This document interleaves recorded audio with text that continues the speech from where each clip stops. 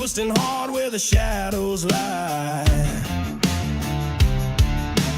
Grip the handle, feel the engines roar. Freedom ain't a dream, it's the open door. Ride the storm, feel the thunder break. Cut the change and let the earth quake. Born to run, born to never fold. Heart of fire, soul of untamed gold.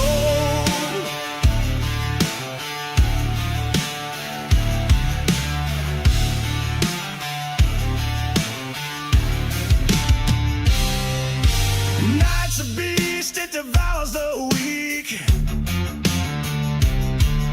Steel and fire, the language I speak. Dust in my lungs, wind in my face. Speed's my temple, this road's my grace. Ride the storm, feel the thunder break. Cut the change and let the earth quake. Born to run, born to never fold. Heart of fire, soul of untamed gold.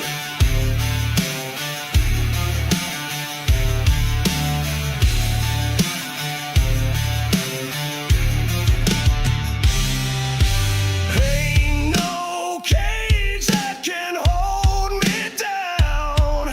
No leash, no chains, no goddamn crown.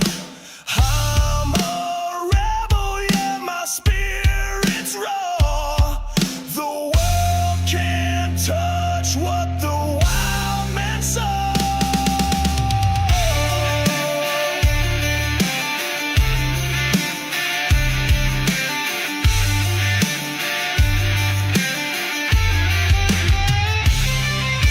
Ride the storm, feel the thunder break. Cut the change and let the earth quake. Born to run, born to never fold. Heart of fire, soul of untamed gold.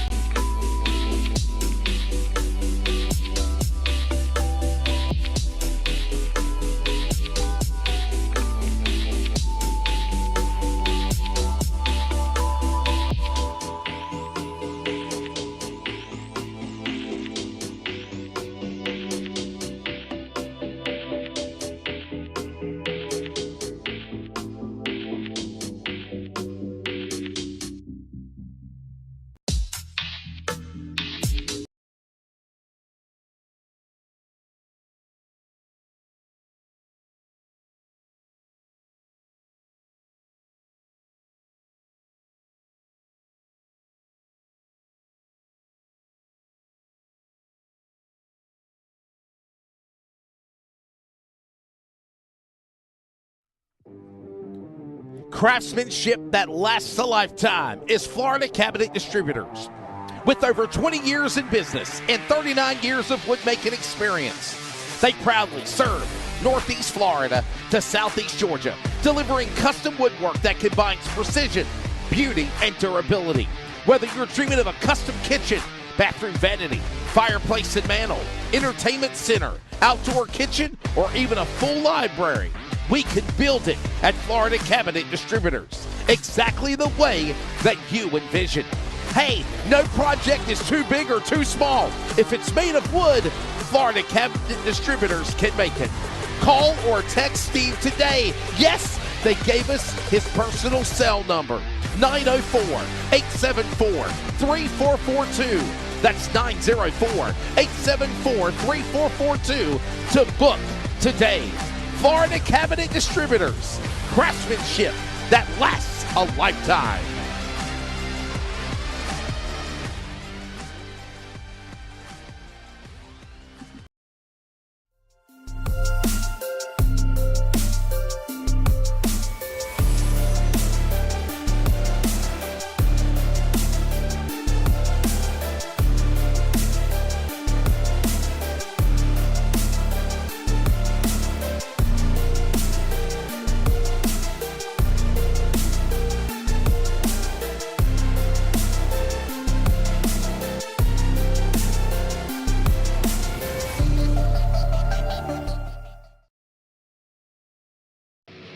Are you ready? For Murph's Magical Creations. Home to custom laser engraving and gifts.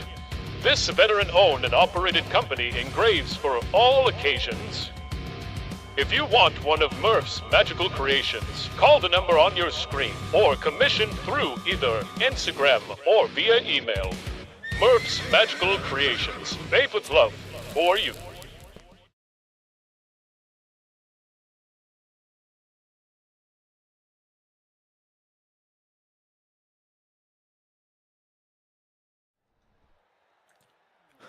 Well, ladies and gentlemen, welcome to New Hampshire, as Dean would like to call it, but we're going to call it New Hampshire. Some of you rednecks out there, get ready for the next round of the DSR Electric Truck Series. New Hampshire Motor Speedway, the Hot Lap 150. It's going to be a good one. The Magic Mile is what I like to call it. There you see when it was open, the banking and the turns, the Magic Mile, you see it right there at the bottom. You're going to see it all live here on the NASRA 360 Racing Network. Good evening, folks. I'm the redneck announcer, Jake Reeves. Obviously, Wesley Outland will be joining me here in just a little bit as the lead anchor and as well on production. The Australian Dean Hopton Biggles always doing a magnificent job showing you the camera angles, making this look like a real damn broadcast, like a real actual show. Dean, how you doing, buddy? I'm good, thank you, Jacob. Yep, I'm just unmuting myself. Absolutely looking forward to this. Hampshire, as I was talking about, you know, it's obviously because you'd be like, oh, we go to New Hampshire, the British back in the day. And it's not London, is it? No, Loudon. Loudon, there it is. Thank you, my friend. All right, back to you on this video, Jacob. We're going to go over a bit of standings and stuff like that to see how we're progressing through the season. Yeah. Can't wait to see how this looks right here as far as the standings goes. Obviously, pretty wild little deal that we've had here lately with everybody, you know, all the wins and everything else. You know, there you see Kermit the Frog, Luke Smith up there at the top of the leaderboard. Adam Newton, Taylor Peacock, Stephen Thomas all the way down. You see Lucas Lyons, Peyton Johnson, Kerry Tribune, remember him with Hold My Beer Turn over at Lime Rock. He was able to get the win there. So obviously he's locked himself in. And check out the playoff points. Gary Tribune absolutely wearing them out right now on the playoff points. That's the top 11 for what we see. And remember, in the or when they're in yellow, they have already clinched a playoff spot. And there you see Colton Hogan, the winner at Daytona, all the way a couple of weeks ago. So all these guys right now in pretty much prime position. But obviously, you know, Dean, as well as anybody, these standings that you see right here, they can flip-flop in an instance, especially when you go to a short track like it is here tonight at New Hampshire, where beef can happen. Beef obviously does happen every single time we go to a short track. There you see the rest of the schedule all the way down for the next couple of weeks. New Hampshire tonight, Homestead. Everybody loving that one. And obviously, little tidbit for you if you didn't have your NASCAR news. Homestead's going to be the season finale next season. Thank God everybody's been asking for it. Obviously, Rockingham will be a good one, and then Martinsville. That is Beef City. At least that's what I call it. Dean, real quick, which one of those races are you looking forward to the most out of the next four? Ooh, Homestead, I'd say. Holmesville. Martinsville can be a little tricky, as you can imagine, for a short track. Rockingham as well, perhaps, yeah, but definitely Homestead, my friend. It's always classic. Yeah, Homestead, obviously can't wait for that one. Rockingham as well. Wesley is testing, baby. You testing? You here? Man, I can't stand Discord. That's all I'm going to say.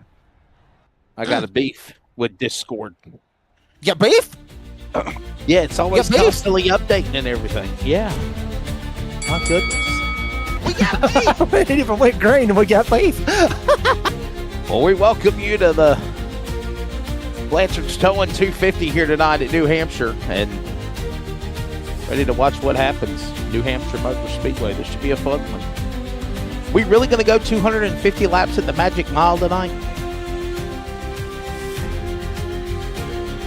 It's okay. I'm sorry. It's the Hot Lap 150. So that's a podcast that used to be a podcast that they don't do as a podcast, but maybe one day it'll come back as a podcast again. Jonathan Cofield, the defending champion of the NASRA DSR Electric Truck Series from last season. He is on the pole. Adam Newton to the outside, row number 1. Hank Johnson, Andrew Harris will make up row number 2. Roger Diebold, Tyler Dittmer on row number 3. Row 4 will find Matt Cherry and Justin White. Top 10 will find Taylor Peacock and Joey Stiers. And as we move into the 6th row and introduce the top 12, Phil Pappas and Kermit Luke Smith will start 12th there. Jacob, good evening to you, buddy. Thanks for covering for me. Yes, sir. Wesley, good evening to you as well. Raul Meza's going to roll off P13 here tonight. Spice Man Chris Sediment all the way up in Old Canada. Rolling off on the outside of row number 7 to P14. Kerry Tribune. Talked about him a minute ago. All them playoff points that he's got. Sitting back there in the 15th spot with Matthew Dula rolling off the P16 here tonight. The Hillbilly. Steve Barnett rolling off from P17 with Tyler Goodwin, P18. Chris Blanchard, P19.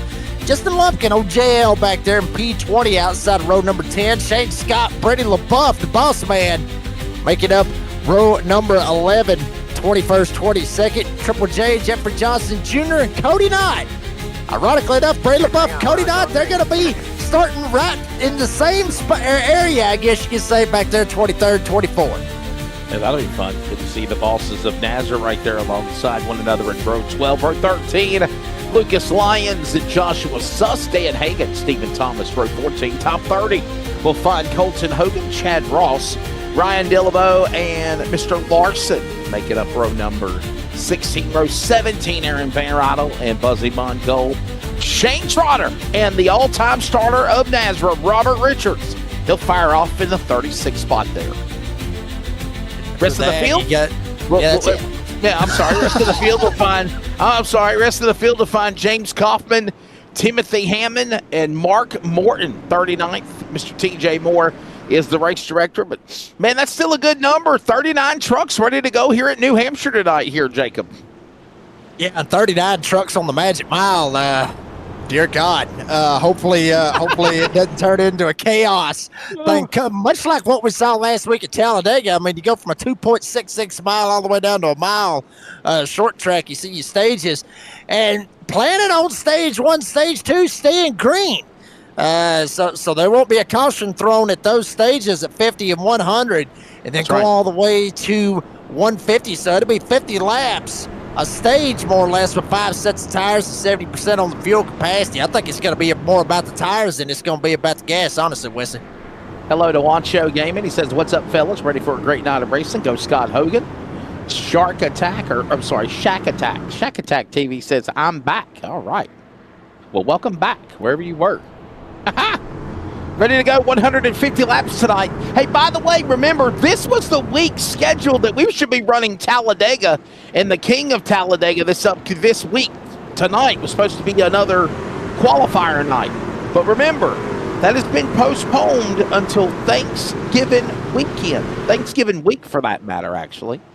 There's the details. We'll talk about that more and more. But for those people that might have been asking. So we're ready to roll. Just a little bit closer to the restart box. Green flag is waving. Barney, don't hit yourself in the head with the flag. We're racing at New Hampshire. Oh, baby, here we go. Jonathan Cofield down on the inside. We already got one way up there up against the wall. That's Joey Stiers. Joey Stiers actually sent me a message earlier, said he's racing with COVID. So if anybody gets a little bit of beef with Joey Stiers here tonight, they might want to stay 6 feet away from him to try to take a shot at him. But Jonathan Cofield taking the lead and trying to get away. Now the 15, Peyton Johnson. He won at Talladega last week. He's up into the 2nd spot with Adam Newton dropping back to P3. Opening laps. Ladies and gentlemen, you have a sim race. We're getting started. 3 stages of 50 laps, by the way. First stage, 50 laps right now, working down the back straightaway. Cofield out in front. And, you know, Jacob, we talked about this. Not just in... Oh, big trouble back straightaway. Daytona winner, Hogan involved. Stephen Thomas has crashed. Back straightaway, Magic Mile, calamity here on lap number 2. Oh, well, Wesley, you called it right there. I mean, Magic Mile. I mean, it was like literally a damn magic trick just popped off. I mean, we were good, we were fine, and out of nowhere, poof, we got smoke. And we got people spinning all the way around. Check it out one more time. Dane Hagen down on the inside. Stephen Thomas. Now Thomas just snaps loose. Absolutely loses it off turn 2. Hogan gets tagged in the back end. He gets set around. Then J.D. Larson goes for a spin as well. All of it started off of turn 2 when Thomas just snaps loose off turn 2. And that is a very tricky corner.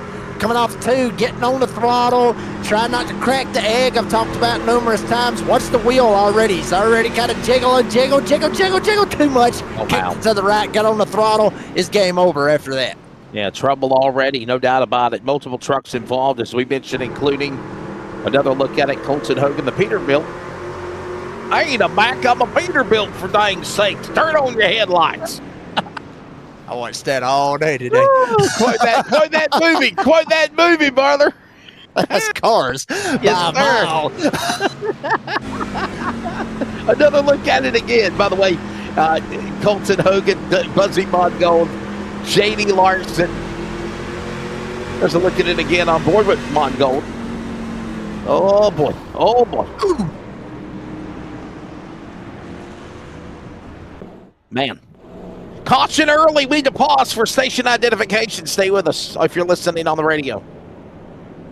This is the Community Radio Network, WCRN, 87.9 FM, Clayton, Garner, Smithfield, North Carolina. Proud to be in the USA. We are CRN. Just after 9 p.m. Eastern Daylight Time, and daylight's gone. It's dark in the Carolinas and in Georgia. Welcome back to our coverage. Trucks are on the pit lane. It is the Hot Lap Podcast 150. I'm Wesley Outlet. Jacob Reeves alongside. Big old Steen Hopton, as always, on production. There is Joey Stires. What's up, Joey? Did the Colts win last night, Jacob? I don't think they did. I don't think the Colts won. I don't want to torment them any more than what it's been. I'll tell you, the Steelers did, though. The Steelers did. And, Jacob, I'm going to tell you. I'm going to call you out on the air. I don't care who it makes mad. Call you out on the air. There's our muscle man, Raw Meza. One of our Ramons of NASRA. Brandon Broadfoot and Raw Meza. I'm mad at you, though, Jacob. Man, I sent you some funny stuff on Facebook all weekend. You ignored me, man. Well, real quick, the Colts did win against the Cardinals. But anyway, that's beside the point. Man, dude, Battlefield 6 come out, NASCAR 25 come out. I've been locked onto the PlayStation all weekend, so it's been a fun weekend. I ain't even looked at it. You need to check your Facebook Messenger because you'll be laughing your ass off. That's all I'm gonna say. That's all I'm gonna say on the air live. That's it. You'll be LMAO. You'll come back to greet at NHMS.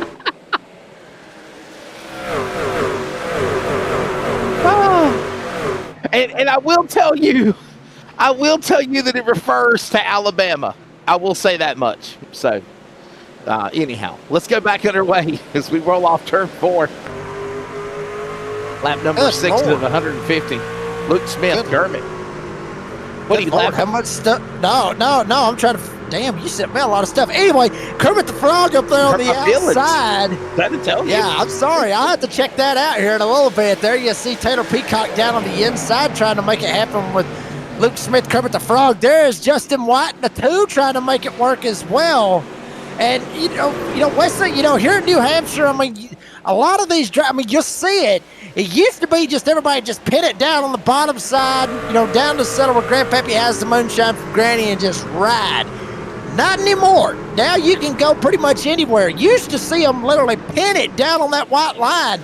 Now you see them in multiple grooves up on the top, right in the middle. Obviously, they're not going to be smack dab all the way up against the wall, but New Hampshire has turned into somewhat of a multi-groove racetrack. It used to just be a one-lane track. Now it has kind of widened out over the years, which is very nice to see, and obviously puts on some great racing.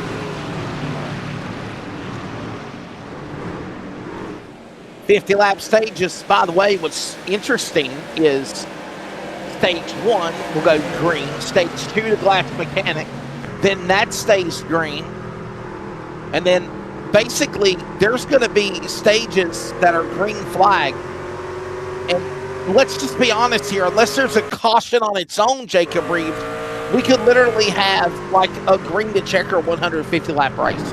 I think that's what they're trying to do. But you and I both know that New Hampshire Motor Speedway, the Magic Mile, you never know what type of a track race you'll have. The last time we were here, I think we had close to 20 caution flags.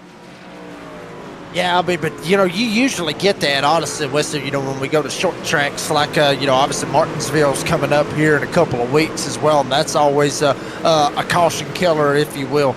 But, you get that when you go to these short tracks. I mean, we see this time and time again, on short tracks. I mean, and it's going to happen, Right. I mean, it is what it is. You get on these short tracks, somebody's going to bump into somebody. Somebody's going to knock somebody sideways. Something's going to happen. And, who knows what's going to happen here tonight? I mean, you never know. But certainly for the most part, with just that one spin Stephen Thomas had a while ago, for the most part, everybody seems to just trying to feel it out and just try to get some laps in, which is good to see. Yeah. And that little accident there on lap number 2. But right now, things are calmed down, if you will. Hey, don't forget the NASRA Cup Series is back.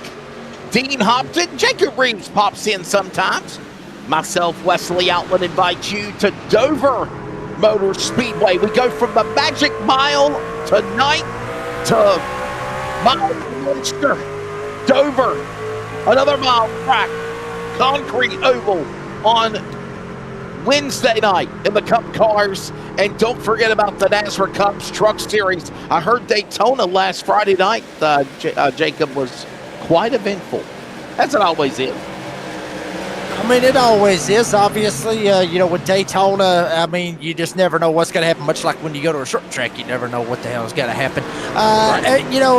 Good to see the season kick off and, get itself in gear. And then obviously this coming Friday night be a good one, going to Charlotte. And, photo finish at the line, mind you, Friday night, which was a very, very good one. And can't wait to see what happens here for season 11 and see who's going to get the championship and all that good stuff. I mean, I know we just started, but I mean, you always thinking about it, even though the season started, who's going to be where and everything else. You're always thinking about it. Yeah, and I've actually got an off Friday night because of a bye week. I'm going to see if I can be in the booth with you again on Friday in Charlotte, you and Jim, for that Friday night. See if I can make it. Yeah, I always like Charlotte.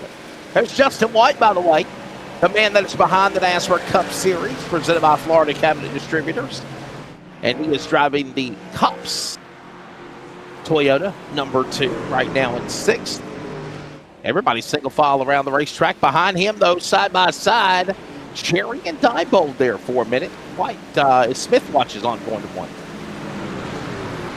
Absolutely. I mean, everybody really very calm right now. You see the 14, Roger Diebold. You talked about him just a second ago with Luke Smith back here in this mix as well. But there you see Matt Cherry up on the top side right there in the 45. Diebold down to the inside. Remember Roger Diebold from last season when he got that win at Phoenix. That was a short track. It's about a mile long, give or take. Hell, maybe a little bit bigger, whatever. But it was flat. It's one of those tracks that Roger Diebold can be good at on one of those flat surface racetracks. So watch out for this 14. Back here battling for 7th with Matt Cherry. But watch out for Roger Diebold to be one of those drivers later on that we could be talking about, could be getting in position for a podium, if not for a win. Watch out for Roger Diebold. Yeah, we're certainly keeping an eye on that as we watch them work their way again down the straightaway, heading towards lap number 20. About 30 laps left in the opening stage, but remember, we will stay under the green flag. There is Diebold down on the inside, battles with Dittmer up on the top, and that's actually Matt Cherry. Cherry in the Chevrolet Performance number 45, and look at Luke Smith diving in hard. Kermit, the Toyota, 27 down to the inside, trying to get into the top 5 as they work again on 4. Yeah, Diebold able to get out. Cherry slides up, smacks the fence, may open the door for Kermit the Frog. Miss Piggy down there in the pits absolutely cheering on Luke Smith. Smith down to the inside. Cherry up there. Check out Luke Smith. Use every bit of the track that you can. It might have actually threw him for a curveball, made his internet flip out. He blinked out there for a second, but he had that damn thing all the way down on the apron, trying to get every ounce of grip. Use all the track that's available to you, son. Luke Smith trying to work his way on Cherry. Hell, even his internet can't keep up with it.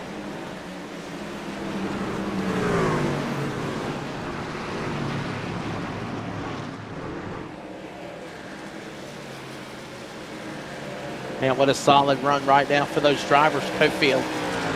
And then it's Johnson, Harris, Newton, Dittmer right there. Look at Cherry and Smith on the bottom. There he is.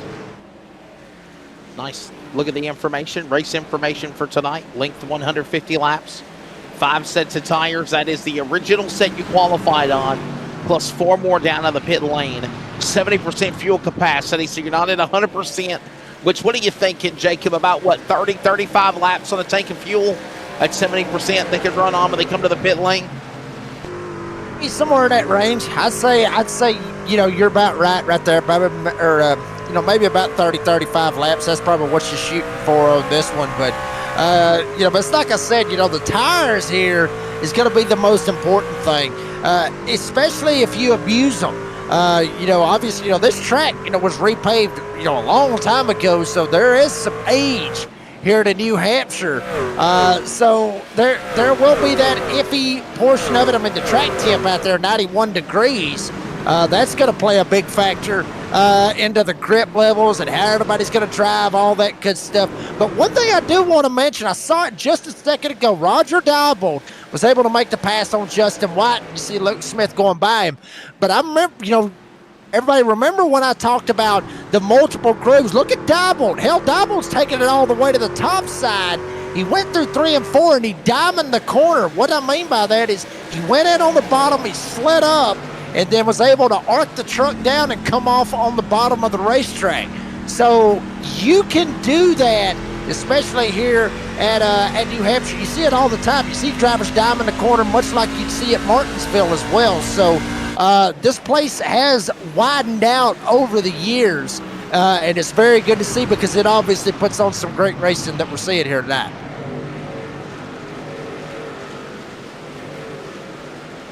Matthew Dola down on the inside, battles now with Stiers up on the top.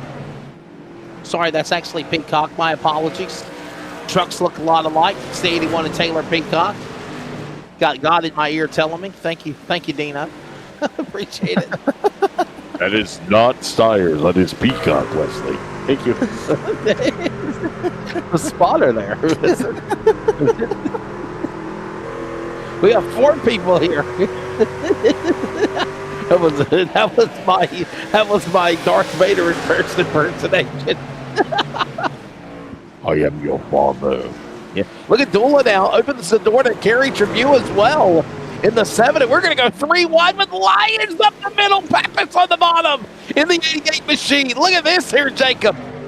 Damn, how about some door banging for you here on a Monday night with the DSR Electric Truck Series? Phil Pappas sent that sucker in there, slid it right up into Lucas Lyons. Use him up any way you can. Now Lyons trying to get away from Pappas. He'll shoot around the outside of Matt Dula. Dula will shut the door. Pappas dives down to the inside. And now Lyons still trying to get away from Pappas. Pappas all the way down. Remember these drivers. Wesley Outland. Granted, it was a while back, but there was beef between both of these drivers, if you remember, back at the Chicago Street Course last season.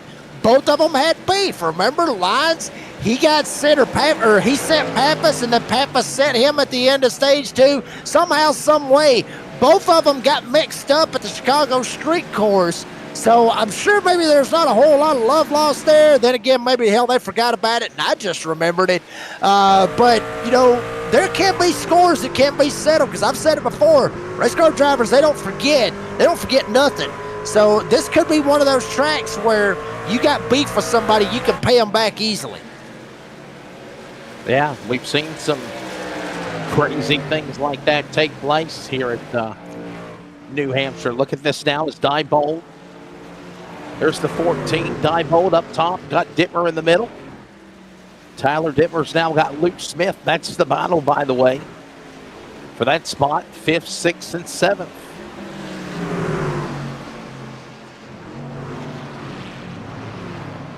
Pretty good driving right there, honestly, by Luke Smith and Roger Diebold. I mean, remember both of those drivers shot up through there and was able to get around Justin White, Matt Cherry, and all those drivers. Now they're starting to work their way to try to get up here and get a hold of Tyler Dittmer. Luke Smith's already shot past Tyler Dittmer. Diebold's kind of stuck in between a rock and a hard place, to be honest with you. Can't get around Dittmer. Dittmer not going to give it up, and he never does. Diebold now shoots it down to the inside. He was running the top side, thinking differently. Will jump to the bottom, maybe try to get the run, not able to do it. Dittmer fires back as well on the outside. Luke Smith trying to get away. All this going on 9 seconds. 9 seconds behind race leader Jonathan Cofield. Look at that. Wow, I thought for a second Diebold was going to commit to coming down to the pit lane, but he didn't. By the way, if you look at the names on the scoring ticker, the green means they've advanced their position. If it's red, they have fell back. That's a new fancy little graphic there by Mr. Dean Hopton. Pretty cool. Gains and losses. There it is. Gains and losses. Tell you what, I mean, yeah, you see, baby, come on, Justin White, getting into Lucas Lyons right there, almost turned him right there at 3 and 4. I was just fixing to compliment Dean, literally working the overtime hours on the graphics and everything, and then sure enough, Justin White, Lucas Lyons just stuck a fork in that. Dean complimented you there for a second, but White getting loose now. Matt Cherry right behind him, trying to get it, trying to stick it in there as well. There's Kerry Tribute. Remember I talked about it, leading everybody for the playoff points so far this season. Kerry Tribute would love to get up here and get him a couple of more stage points. Try to mix it up as well. He's got to go through Taylor Peacock and Justin White to get up in the stage point area. Heading to about 17 to go here in stage number 1 when they come back to the stripe. By the way, Jonathan Cofield still on in front. There you see another battle going on in the back of the pack. There's the Andrew Harris in 87 battling, with the machine of Newton. There you go. No, look at Adam Newton. Boy, Adam Newton trying to get right there alongside of it. The Matco Tools number 19 Toyota down on the bottom. They're battling door to door. Everybody, keep our buddy Adam Newton in your prayers. He's had some family problems and himself has had some health issues too. Matter of fact, Jacob, I had to fill in for Adam on another broadcast last night because he wasn't feeling well. So good to see him back behind the wheel though tonight, running here at Virtual New Hampshire. Yeah, I mean, very good to see, obviously, the veteran, the Bulldog, Adam Newton, running well, and obviously was able to shoot around Andrew Harris. Remember, he started on the outside of the front row in P2. Now he's back up to P3. Look at this dogfight back here. I mean, damn, good Lord. Sentiment, Tribute. You got Peacock back there in the mix, as well as Phil Pappas trying to send it as well. And Peyton Johnson has parked that sucker. Something happened to the 15. He was running second. He is not anymore. What happened to the 15? Pulse Pumpers Instant Replay will be the judge, jury, and executioner to figure it out. Damn, it just didn't turn. I think that's right there, like Dean was just saying right there, Wesley, I think that is technical. I think the wheel might have disconnected. He looked like he was turning for all get out. It just didn't turn. Steering wheel might have disconnected or something happened right there for Peyton Johnson. But I hate to see that from second place. Yeah, that's crazy. 15 of Peyton Johnson had such a good run for him, and now it is evaporated as he's onto the pit lane. Tough break. Look at that number 3 now. Down on the inside. That's the Spikes man, by the way. Chris Cinnamon got a new truck. He's got the iRacing colors on his truck. And by the way, Jacob, me and you, whoever it was, whoever come up with the nickname, he now puts it on his real race car in Canada. We'll both take credit for that. Hell, why not? We'll both take credit for it. I ain't gonna take credit for it. Potatoes, potatoes. I said cinnamon, you say spice. And said Yeah. spice, man, okay? Well, let's just look at the 3 wide in the middle. Hold on. Damn, we were talking about the Spice Man, Chris Cinnamon, talking about Courage of You, and Matt Dula basically said, hold my beer and watch this. Set it on the bottom side, literally hold my beer, obviously with the Dula lights. Set it right past both of them. Now he's going to try to work his way around Taylor Peacock. Mind you, all of this with 12 laps to go here in stage number 1. All of this working around the 10th place, which is what they're going for stage points. That's the final place to get some stage points. And it is straight up, and it is literally a straight up damn dogfight trying to get around Taylor Peacock, who is occupying that 10th spot. I tell you what, Matthew Dolan told Spice Man Chris Cinnamon, no more nutmeg for you. Cinnamon's in the pits, by the way. I told you something happened. Chris Cinnamon, or is this? No, I'm thinking though, Jacob, is this normal? They're pitting. Could we see green flag pit stops unless you pitted with the early caution? Remember when we talked about the pit window? Yeah, I mean, we were thinking 30 to 35. It's right here at 41 right here. So I would say, maybe, we may be looking at round 45 possibly to be able to make it. So you may see some try to flip it right here and try to jump down. Cinnamon may be trying to think differently and just ease it down pit road and try to leapfrog some of these guys. Remember, he was right around that area battling for a top 10, so he may be thinking leapfrog some of these guys and jump back out there and have a shot to try to advance just to get the stage points and have those fresher tires for the second part of the run right here, for the last half of the run in stage 1. So that may be what Chris Cinnamon's thinking right here.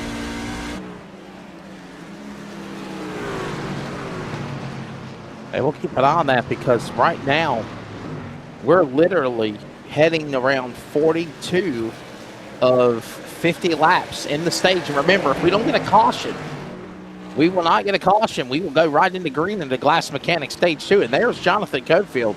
He's the fastest man. He is leading the way. The 58 is up in front. And I'll tell you what, Jacob, he's trying to turn it around. Remember, we kind of hinted about the fact the last couple of weeks where it seems like if you're a champion, you get like a hex put on you, right? And you got to find a way to break through to get even a win for that matter to move into the next round or defend your title. As right now, Lucas Lyons way off the pace down on the inside as he opens the door to Harris and company. Wow. Yeah, I mean, but, remember, it's like you said right there, as you actually saw Matt Dula, he was one of those drivers that jumped down pit road. That's why he was able to, that's why you saw him shoot right by lines. But back to your point with Jonathan Cofield, yeah, I mean, it does seem like that. I remember I talked about this last week when we were at Talladega about Jonathan sending me a message on Facebook, and he was like, what the hell is up with this NASRA curse of past champions? And I didn't really think about it at the time, but, it has happened. If you think about it, I mean, Cofield, won the championship last season. So far this season, no offense to him, he has sucked. You think about it from the Friday night point, the Friday night portion of it with Jeff Merck won his championship. Hell, he won like 8-10 races, won the championship. The next season, he did not win the championship. It took him a minute to get him a win. He got one eventually, but it was not that dominant performance. So there was a little bit of a hex or curse, mind you, in that instance as well. And think about the Spice Man Chris Cinnamon. Hell, ever since he's won the championship, it's just been rough for him here on the Monday Night Series. So, yeah, I mean, I guess you could say there is somewhat of a hex or a curse if you win the championship here in NASRA. So that might actually scare some of these guys to go, you know what, screw it. I'll just win as much as I can. We get to the playoffs, and I'll just finish second or third, and then that way it'll help me out for next season. I mean, unless, depends on what you believe in, I guess you could say, Wesley. Oh, yeah, you're right. And I can't believe that my numbers are off. I figured we'd be seeing pit stops and by the front runners, and it's not happening like that. we're literally under 5 remaining in stage 1. If we stay green, we're going to go into glass mechanics stage 2 under green flag conditions for another 50-lap stage. And when are they coming down to the pit lane? Are my numbers off? Did that early caution, Jacob, change the scenario of how much they could save or what they did save because they were under yellow for a certain number of laps? I mean, it may have, honestly, Wesley. It may have actually flipped everything. It might have threw everything for a wrench right there with that early caution. It could have. That might have, helped them save a couple of extra laps to be able to make it to the end of stage number 1. So very, very good possibility, for that matter. But one thing that's for certain, this man right here, you see him right here live on the NASRA 360 Racing Network. He ain't worried about no gas. He's just worried about just trying to bank all the points that he can to, try to turn his season around like we were talking about as he comes to the line right here. One more lap to go right here in stage 1. Cofield's just got to get it all the way around here and get him some playoff points, some stage points as well. That's right. Jonathan Cofield down to the inside. There he goes, making his move.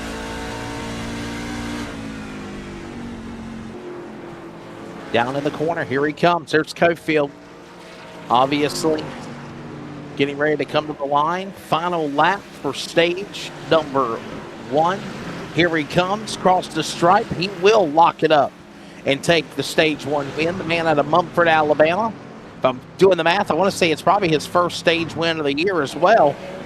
And he now stays in the gas and the Cofield Supply and Services number 58 War Eagle is still in the gas and leading us into glass mechanics stage number 2, Jacob. Absolutely, and we would love for Dean to get the stone cold glass break in any way, shape, fashion, or form. I'm sure he's trying to figure out a way to try to get that done without the copyrighted stuff to pop up in there and everything. Here we go, Andrew Harris pitting from P4, jumping down pit road. So I believe right here is now Tyler Detmer, Matt Cherry, Taylor Peacock, Carrot Tribune Hill, a long list of drivers. Here we go. Jumping down pit road. They were staying out to the end of that stage, and bam, shoot it straight down through here. Everybody looks like for a good number, 10, 12 drivers jumping down pit road. Yeah, I'm wondering if literally some of these guys were literally on fumes. I wonder if they were literally on fumes when they come down to in the stage now. Luke Smith now is the new leader. Here comes Cofield and others. They're pitting. Everybody's onto the pit lane, at least for the moment. Luke Smith Diebold now back in first and second. As we are under the yellow flag, we'll go side by side to thank a couple of sponsors. You're not going to miss anything. As we're going to thank Premier Racing Setups. As right now, Luke Smith leading the way.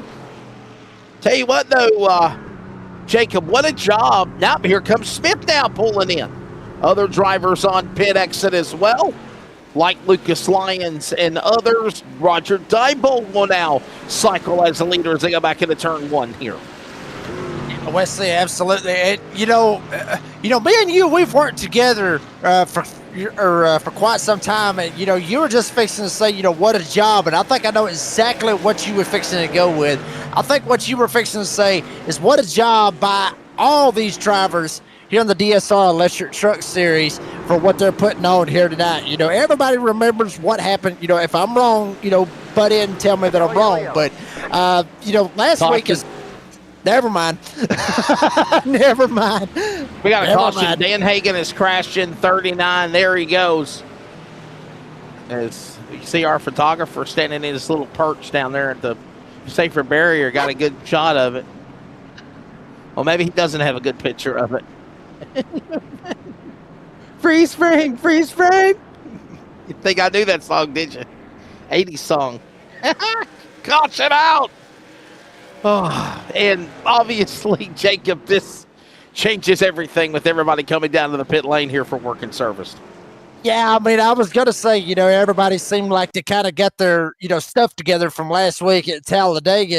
Everybody was kind of ranting about Talladega last week with all the cautions and everything. And, I think that's what you were getting at is everybody kind of got their stuff together here tonight, which is why you're not seeing that many cautions. But, you got to have cautions. It's a mile short track. stuff's got to happen. Somebody's going to spit out sooner or later. You saw Thomas spin. You saw Hagen spin. These are just racing incidents right here. But now you're seeing a laundry list of drivers: Raul Meza, Justin White, JL, Justin Lumpkin, all these guys jumping down pit road, getting 4 tires, filling it up. But, so far, pretty good race so far. Is there you see Mr. COVID right there, Joey Stires. Hopefully he gets to feeling better. Joey Stires, there's Raul Meza, all these guys on pit road.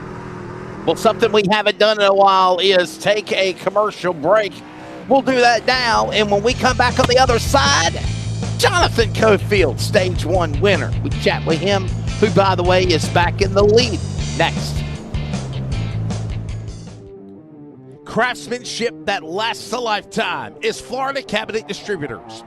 With over 20 years in business and 39 years of woodmaking experience, they proudly serve Northeast Florida to Southeast Georgia, delivering custom woodwork that combines precision, beauty, and durability.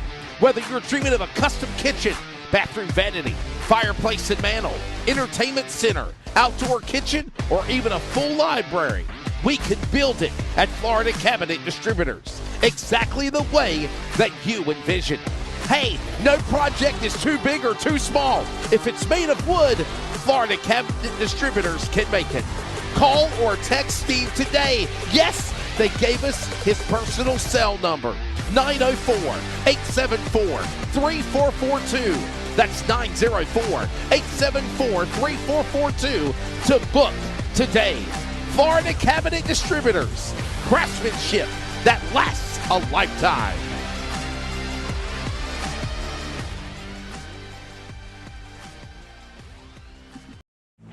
Oh, shoot. Jonathan, we'll get you later. Jonathan, we'll grab you the next caution or the next delay, man. There you go. Let him get back to work. Jonathan Cofield is standing by, but we're literally coming back to the green flag. Ladies and gentlemen, Echo Park Automotive restart zone. Green flag back out. This is the last. Oh! What happened? We're crashing behind them in the back.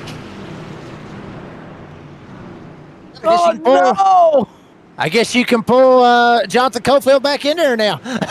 Ground control to Major Tom. We got big trouble on the back straightaway on the restart. Watch the replay here. Yeah, something happened. I'm not 100% exactly what happened. Ground control to Major Tom. Right there. No, be friends. I think they called a restart back is what they did. Yeah, because they didn't have everybody in line. There you go. So we can bring back in. Jonathan. We'll bring in Jonathan. Jonathan, what's the caution for? Did they not like the restart? No, iRacing did a glitch. Ah. Yeah. Always it's about glitches instead of getting switches, right? There were so many people a lap down, I guess. Jonathan, they tried to call for timeout and they didn't mean timeout, right? That's right. I was clapping. Oh my God. I'll never forget that. I was like, come on, guys. Like, seriously. No, we're talking about Auburn and Alabama, by the way, if anybody didn't know. Worst officiating I've ever seen. Auburn, Georgia. Oh, my goodness. Yeah. Auburn and Georgia, not Auburn and Alabama. That ain't until Thanksgiving night. But Jonathan, man, good solid run. Truck looks good. I mean, what's your take of New Hampshire right now, leading the way? Yeah, I love New Hampshire. It's a fun little track. They kind of messed it up when they done the artist update. You used to be able to run the bottom pretty good, but it's a little flatter than it used to be. But yeah, hate that Peyton dropped out or whatever. He was looking like pretty good competition there for a while. But Adam Newton, he's doing something with his tires. He started running me down there toward the end. I don't know if it was lap traffic or what, but he's doing a pretty good job too. And Thinking about him. Jonathan, Jonathan, I will share your beef with that, because I mean, he was calling timeout. I mean, for God's sakes. I mean, yeah. Oh, he was, he absolutely was. But, Jonathan, you come in to tonight, obviously, me and you, we talked about it, on Facebook, I talked about it last week and everything else. Do you feel like that tonight is the night where you can actually turn your season around and get back to victory lane? I'm hoping so. I just need some finishes, man. I've had the worst luck. But yeah, New Hampshire. Try to stay out front, keep my nose clean. Get at least to come up there and talk to y'all at the end of the race or something, man. I need something. Man, keep on digging. Obviously, the defending champion. Right now, ready to bring him back to green. Thanks for your time, DSR, Curtis. Jonathan. Thank you. There you go, War Eagle. War Eagle. The only time you'll ever hear me say that is if I'm talking to my friend Jackie or talking. The game is bought. About. The game was bought, Wesley. We talking about Georgia and Auburn. Yes, it was. I mean, how the hell do you call for a timeout, bluntly call it a timeout, and then say you were clapping your hands? I mean, we didn't take Kirby Smart back to school and teach him how to clap your hands, right? Teach him patty cake. Every Down the back, clap your straight hands. Good field in front as we go back to green. Listen, Yeah. and then I get tortured because I'm like, a win is a win, but Alabama did beat Mizzou. They beat them. I mean, yeah, they came back there at the end there, but I mean, they still did what they needed to do to win the game, right? Yeah. Yeah. And then we got Tennessee this week, which is going to be one that I'm going to have to screw watch. Tennessee. Screw the Volunteers. Check this Man, out. I right hate Tennessee more than Auburn. I ain't gonna lie to you. Oh, I do too. But check this out right here. He was talking about, sorry, Wesley, but think about this right here. Cofield was talking about Adam Newton. Watch out for Adam Newton. He's doing something with his tires. He's figuring something out. I called this a while ago. Check out this 14, Roger Diebold. Watch out for Raj. Shooting by Adam Newton right here. Actually, Newton's going to make a charge now, try to make something happen as well. But watch out for Roger Diebold right here. Already up to the 5th spot where he started. Keep an eye on that 14. And Diebold right there down on the inside. Got the shark colors on that number 14 Florida Cabinet Distributors entry. By the way, don't forget the Florida Cabinet Distributors NASRA Cup Series Season 2 rolls on with the next race. It's upcoming Wednesday night. We're going to the Dover Motor Speedway. Justin Lumpkin, man, it is a man cave. It looks like he's outside, don't it? It looks like he's outside of a porch. Yeah. Screened-in porch is what it looks like. Yeah, I mean, that's what it looks like. I mean, pretty solid little deal right there. I mean, I bet you $5 he's got a campfire somewhere around in that area right there. Well, not a campfire. I mean, a fireplace is what I meant to say. I bet you he's got some kind of fireplace going on right there, because it looks like that room right there looks like it's just got to have a fireplace in it. At least that's just what it looks like to me. Yes, it does. It looks like it's an outside. It looks like it looks like an outside room. It looks like one of those screened-in outside places where you see part of your house, but the outside interior, and it's a screened-in area. We'll have to check in on our buddy Justin Lumpkin. We ain't talked to him in a while. There's the Spice Man, Chris Cinnamon. I'm loving the colors. He leads the way right now, or at least he's in 7th. A former champion.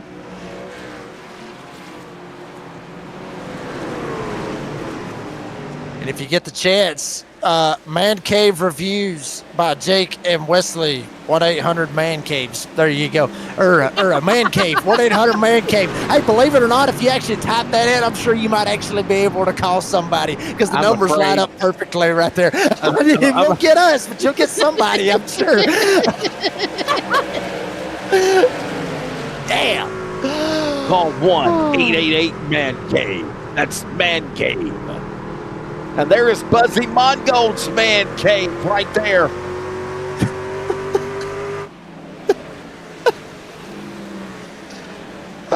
Ain't that Bathurst in the background? Yes, it is. No, that's Northlife. Yes, Nuremberg Northlife. Yes, sir. Yeah, Nuremberg. Look like you're driving in a tree.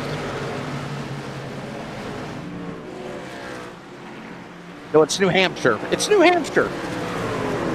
No, it's not. It's not New Hampshire. It's New Hampshire. The eye is silent, my friend. Go back to school. Aussie and American school, okay? New Hampshire. Back here through Hampshire. Oh, let's go, Taco! Oh, Carrie Tribune into Cinnamon. What the hell happened? Caution is out. We're having school, and then we got took into school. Unfortunate right there. Wow. See what happens right here. Pulse Pop presents the replay. You see Cinnamon right here, carries Tribune. Tribune looks like he kind of sends it down there on the bottom side, tries to see if he can make it stick. Maybe Cinnamon got loose one way or another off a turn two. Yeah, he got loose because he got sent. Carrie Tribune gets him in the left rear, sends him around. Tribune hard impact on the inside retaining wall. Tribune ended up getting into Cinnamon, set him around. But Tribune gets the worst end of it, to be honest with you, because when he hit him, he slid sideways and hit the ball head on. So he may have a meatball flag. Not 100% though, Wesley. You know, Kerry may be able to continue because this ain't no 1.5 miles or no super speedway. He hit pretty hard, but short tracks, you're not really dependent on that arrow, to be honest with you. But it is a hard lick. I mean, the whole back end of the truck lifted off the ground right there for the 7 to Kerry Tribune.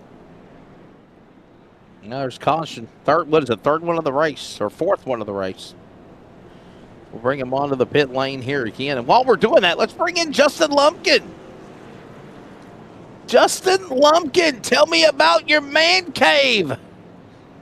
Chrome racing driver, Justin Lumpkin. Let's talk to him. Justin, what's up, man? Hey, guys, what's going on? Well, first off, we ain't really chatted with you in a while. Secondly, you are in our NASRA special edition of the Man Cave. So tell us about your Man Cave in here that you're working with. Well, it's not really man cave. It's our sunroom for our house. I turned my other man cave into my office for work, and now I have my rig out here in the sunroom. So I got a bunch of windows around me, and I mean it's nighttime. You but say sunroom, so it's like an outdoor perimeter, right? So you got your house, and then you got like a screened-in area, basically. I do. I mean, it's screened in with windows, so it's Jacob, enclosed. I told you, Dean.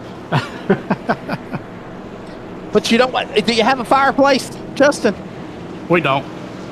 No fireplace. See, Jacob, you got that wrong. No fireplace.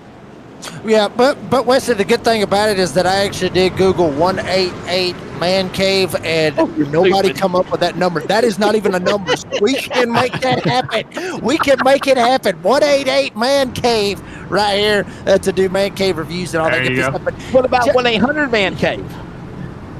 I didn't look that one up yet. We may have to check that one out. But Justin, real quick, buddy, what would be a successful night for JL here tonight?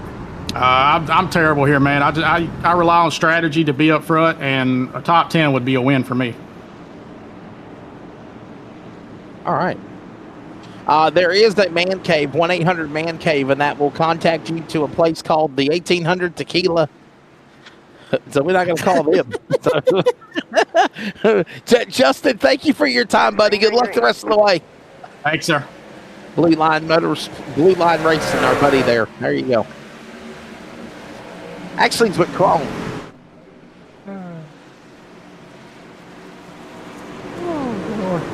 Gotta move him. Oh, big wrecking one. Oh, we got trouble. Oh, boy. Oh, man. Bicycle that almost became a top in the pavement was Phil. Oh, Pappas. Oh, boy. Pappas and others crashing. Tell me Lumpkin didn't get in it. With us, Colton Hogan. No, Justin Lumpkin's okay, I think. Okay, thank God. I think Lumpkin's okay. I think he did. I think he's all right. Let's just check again. Make sure. Well, let's see how this all started right here. I mean, you see it right there around the Joshua Suss area. Something tells me somebody got sent. Yeah, right there. There you see it. Lines might have got into Justin White. Oh, damn! Wow. Oh, my gosh. He got stuck up on the damn catch fence, man. He about ended up in another section of the track. My God. I've never seen that before. Watch this again. That is so violent right there. That is so violent how all of that happened. You see Lines gets into Justin White. He slides up just a little bit. White gets into Pappas, and Pappas just, damn. I mean, just head on into the wall right there. Look at the hang time he had. Wow, look at Cody Knott, man. Cody Knott caught up in this, man. Let's go on board with Cody Knott. This should be an interesting camera angle of what happened to him from Madera, California. Cody Knott, watch him. Oh, boy. Yeah, I mean, honestly, you see Pappas down on the bottom side. There's Sus right there. I got a feeling Cody Knott just had absolutely nowhere to go right there. I mean, look, just bam. I mean, absolutely nowhere to go.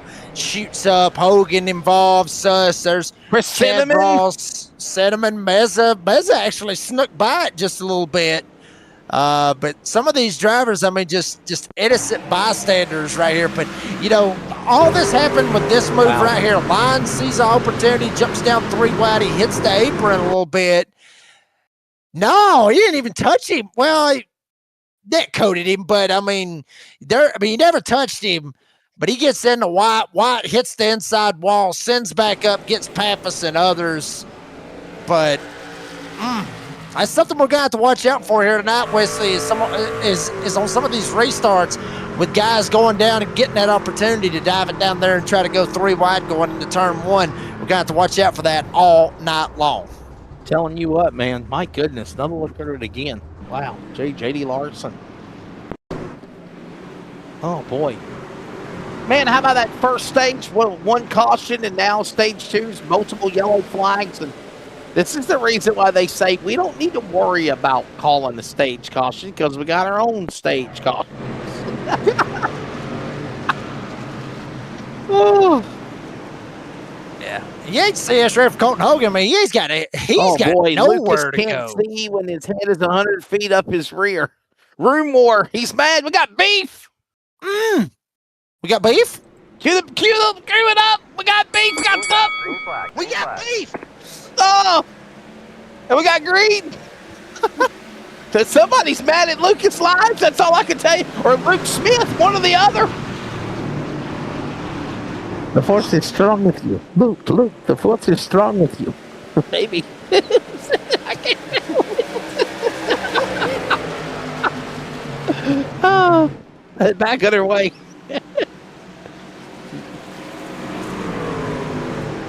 Yeah, I think he's actually talking about Lucas Lyons right there on that live chat. I think he is. Yeah. I think he is. Yeah.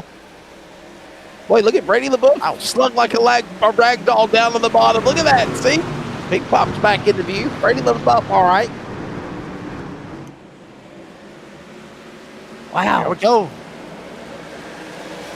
Battle for the lead is on. Roger Diebold getting a little loose. Caution out. Cofield and Harris going for the lead, and we got another wreck back here. He is calling out the driver of Kentucky 41, Lucas Lyons. Room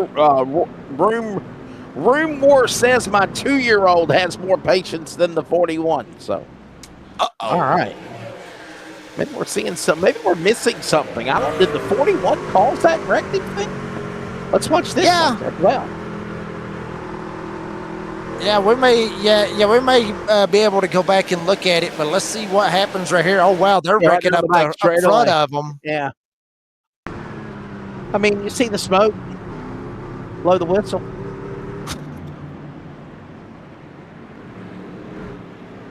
Is it Johnson? Let's watch it again. Let's see.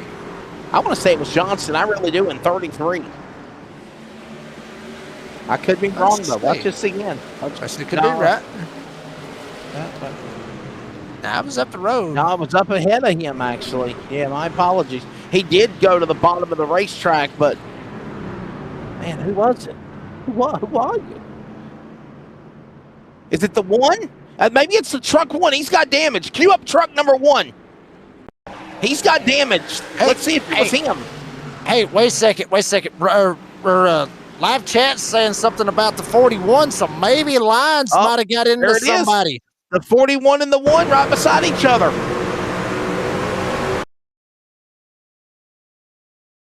Well, Brady LeBoeuf, Lyons, the 1 in the wall. There it is. I kind of found it at the end.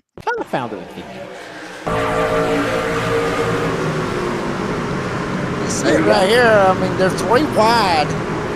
Lyons stuck right here in the middle, Trotter up top, LeBoeuf down on the bottom side, Tyler Dittmer there as well. Yeah, Lines just kind of comes down, gets him in the right rear. Not 100%. Maybe he just might have snapped loose just a touch and got into his right rear or what. But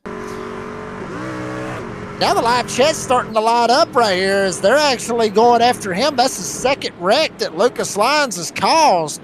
And obviously Beard and Kilt Racing, we know who that is. That's Justin White, who was out of the race after that contact. And mind you on this, Justin White, a part of Mission One Esports.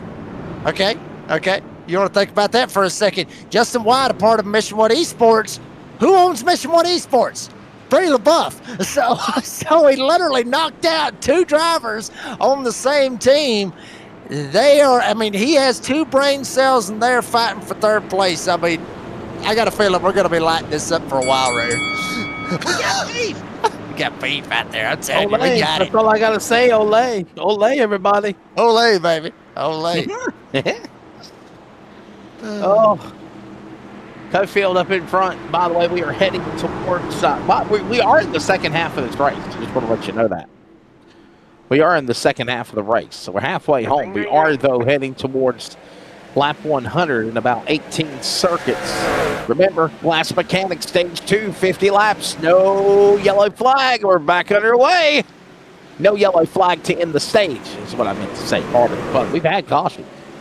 Back under green to the hot lap 150. And for the most part, everybody clean and green off of turn 2, diving out into turn number 3. Jonathan Cofield leads them into 3 with Harris right behind him. Roger Diamond up 2 spots. That man in that 14, watch out for him. Up here, P3, Luke Smith and Matt Dula up 11 spots from where he started in P5. As check it out, Luke Smith down to the inside, gonna take a shot at Roger Diamond. Hell, both of them drivers, listen, they've been racing against one another for it seems like the last 50 laps. And now here they are battling for the 3rd spot as we're seeing Chris Blanchard in the 9 spinning off turn 2. Got a problem with Blanchard, the Clinton Main driver down on the inside, but no yellow flag. We'll stay under green. And we are closing in on 15 remaining here in Glass Mechanic, stage number 2, and it has been a Jonathan Cofield kind of night. He ain't called no timeouts yet either, illegally. Absolutely. I mean, Cofield trying to get away about a 0.2 of a second lead. You go back another 0.3. You got Luke Smith, Roger Dobble back here battling for 3rd. Adam Newton back up here on the mix in the P5 spot. He just got around Matt Dula. Peacock, Cherry, Dittmer, Barnett. Haven't talked a whole lot about the hillbilly. Steve Barnett up 7 spots up to 10th. And how about Timmy Hammond back there in 11th? Up 27 spots from where he started. He's up here in P11, but boy, here they go. Luke Smith, Roger Dobble battling for 3rd once again through 3 and 4.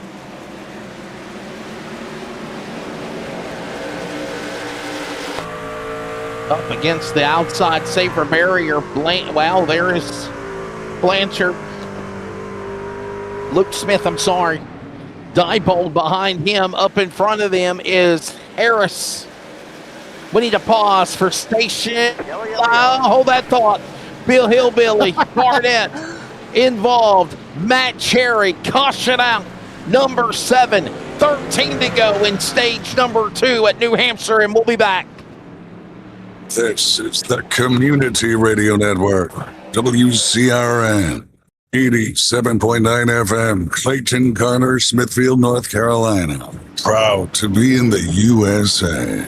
We are CRN. Yellow flag out over the racetrack. Jacob Reeves, you saw it happen on the back straightaway, and it's Cherry and Barnett. Yeah, I mean, it looked like Matt Cherry just kind of snapped loose right there off of turn 2. We've seen a lot of drivers, honestly, Wesley, snap loose off of turn 2. It's the more difficult turn, I guess you could say, here at New Hampshire, however you want to look at it. But, yeah, I mean, you already see him fighting the wheel, already snapped loose, come down. Unfortunately, right there, Barnett smack dab in the middle of it as well. But, I mean, that turn 2, I mean, it's a tricky booger. It really is. It's a tricky booger coming off of turn 2. You got to be careful trying to get through there. And, hey, when you snap loose like that, I mean, it is what it is. Sometimes it's throttle. Sometimes it's just bad luck. Yeah, another yellow flag out over the speedway. Caution out. We're nearing the end of Glass Mechanics Stage 2, and we're stepping away to try to finish it on the other side.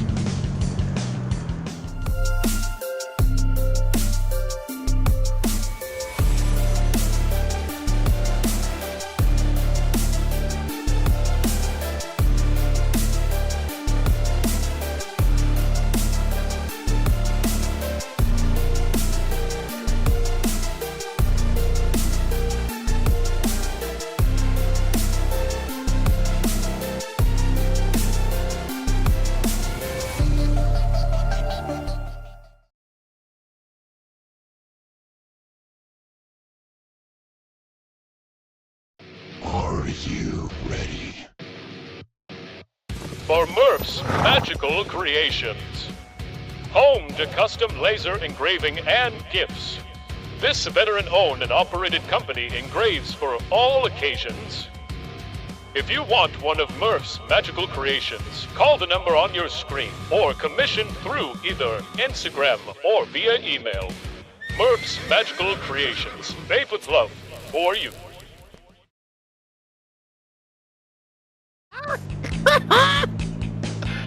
Welcome back! Oh, Lord. Making download is about to go to another level. You better put E on all of your commentary from now on to take them. That's all I'm going to tell you. E for explicit. Yeah, absolutely. I mean, whenever I get the free opportunity, sometime this week, this broadcast that we're doing here tonight is going to go up on the door banging download. Just kind of give a refresher for everybody, to kind of, try to do one each week and just put this up and, have the full race, but you still get behind the mic. You get it all in one, and then you can kind of do the kind of a radio style broadcast. If you ain't able to watch it on Mondays, you can try to catch it on your local podcast show on the door banging download on Tuesdays or Wednesdays or whenever you want to watch it if you're not able to watch it on Monday nights.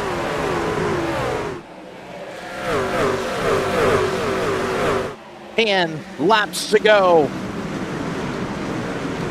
10 remaining. And Jonathan Cofield is trying to sweep the stages, if you will. Shades of what we saw Eric Almirola do at Vegas in the Xfinity Series on Saturday, if you were watching. Danny Hamlin, by the way, the first man of the championship four, picked up his 60th win at Vegas yesterday. Right now, Cofield, our defending champion, finally having things go his way, Jacob, as he is leading stage one, won stage one, led stage two, up in front now as we are in single digits for Glass Mechanics stage two, as Andrew Harris is going after Smith. Smith after Cofield as they go into one. Yeah, but the bad part is, Luke Smith, he's blanking out, so he doesn't know whether or not he's actually going after Cofield or whether or not he's going to go after his internet service provider. He hadn't figured it out yet. Adam Newton now dives down to the inside. He'll try to take a shot at Matt Dula, try to make it happen. Diamond actually stacking him up on the inside lane. Dula up top, Newton on the bottom. Diamond now crosses over, jumps back up on the top side. Right behind him, Tyler Detmer, Joey Stars, cautions out. Trouble. Hagan again had problems on the back stretch, and now issues on the front straightaway for the 39.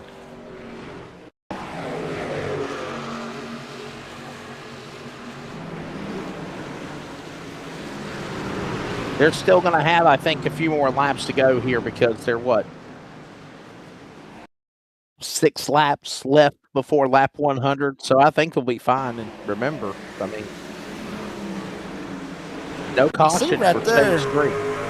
Yeah, absolutely. But, you see it right there. Like Hagan kind of sends it in right there. Steve Barnett right there in that mix as well. Hagan kind of gets out of the gas. He didn't want to run him over. He didn't want to run over Steve Barnett, so he gets out of the gas. Sediment was straight up committed. Tags Hagan right in the back end, sends him around. Watch it one more time for the overhead view. You got Barnett right there in front of him. Watch what happens. Hagan kind of gets right there on the back door, kind of knocks Barnett sideways. Hagan trying to be the nice guy and get off his tailgate.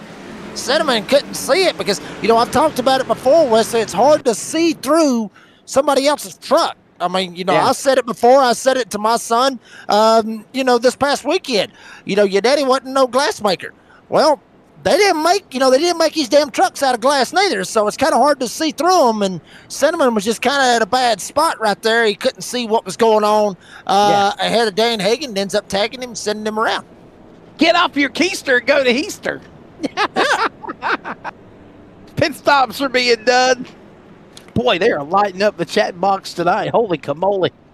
Yeah, they're talking smack. Room War says, my 2-year-old has more patience than a 41. Ope 41 claims another. LOL, shocker. Watch the 41. 41 causes a second wreck. Great job. All right. Yeah, Lucas can't drive lines. I guess they got a nickname for him now. Oh boy, they're picking on your boy here, Jacob. He must be a huge fan. He must be a huge fan of Lucas Lines. He really must be.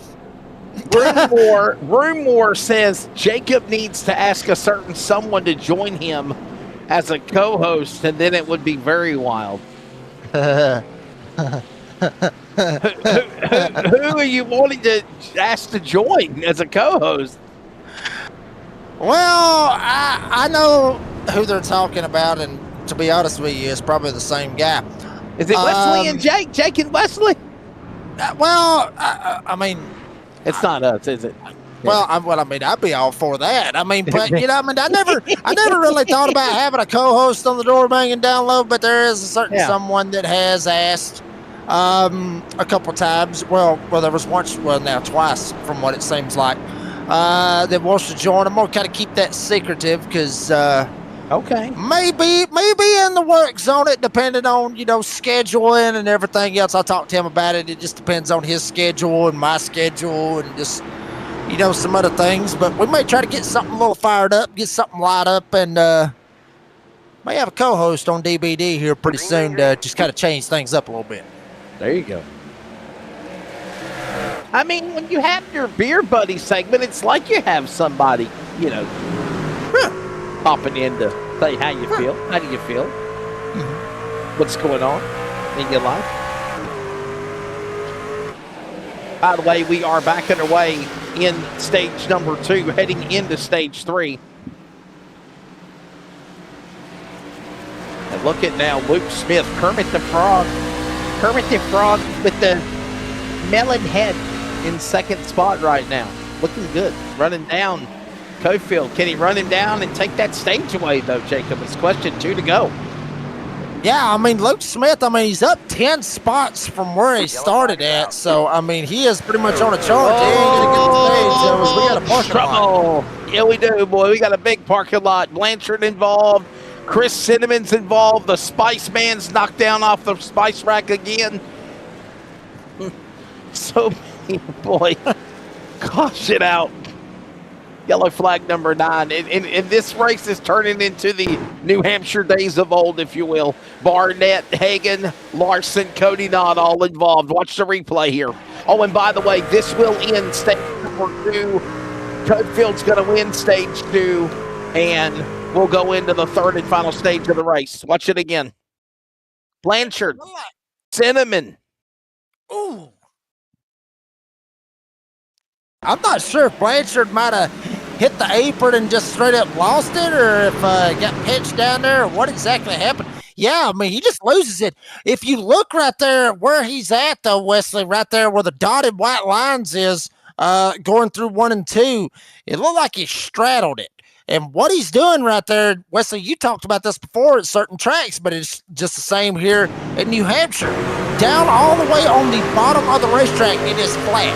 But as you go higher, progressively, not by much, but progressively, the banking does raise up a little bit. So what he's at right there, he is straddling right on where that banking starts to go up and where it is flat. That's basically like him clipping the apron.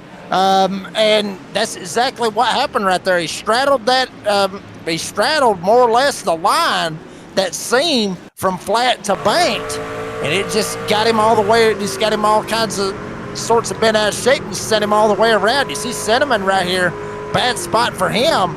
Trying to jam on the brakes. Wow. Damn. Blanchard just nowhere for Cinnamon to go. Nowhere for Steve Barnett to go as well. Man, that's crazy. Another caution, man. By the way, it is Jonathan Cofield winning another stage.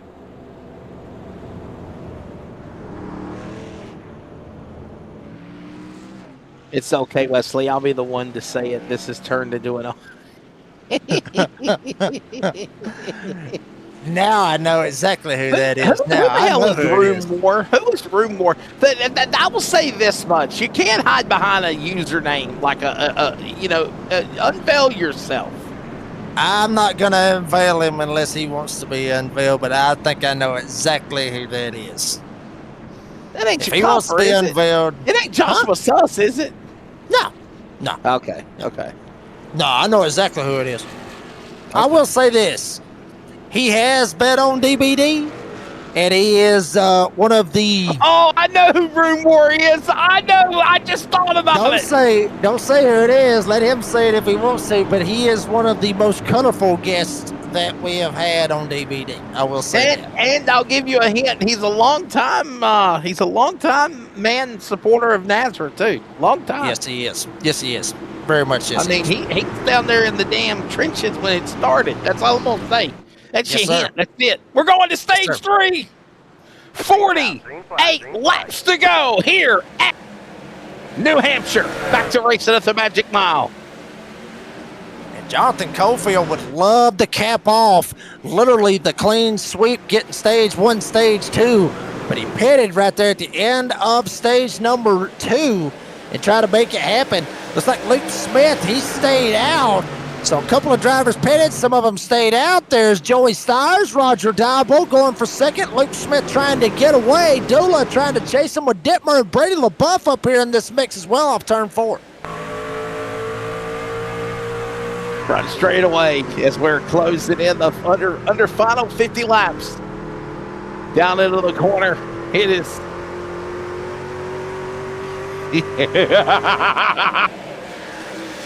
I'm sorry. I just got a message. That's all I'm going to say, Jacob. Down in turn number 3. It's Stires and Diebold. Look at Dula. Dittmer fighting in the top 5. All that's going on 4. Boy, it's got good now. Here we go. Yeah, absolutely. And we were talking about school a minute ago. You can share with the rest of the class if you prefer, Wesley. But here we go. Lucas Lyons, remember, everybody been talking about that 41 here tonight, diving down to the inside, trying to make the pass. Right here, Justin Lumpkin almost slides up into him, but he will back away and now give room to Timmy Hammond, who slid up here in this mix as well, up into the 10th spot. And Jonathan Cofield actually slid by him, as well as Adam Newton. Newton trying to give chase to Cofield. All this going on around the 10th spot, but remember, these guys pitted. They are on freshies, and they are coming through the field.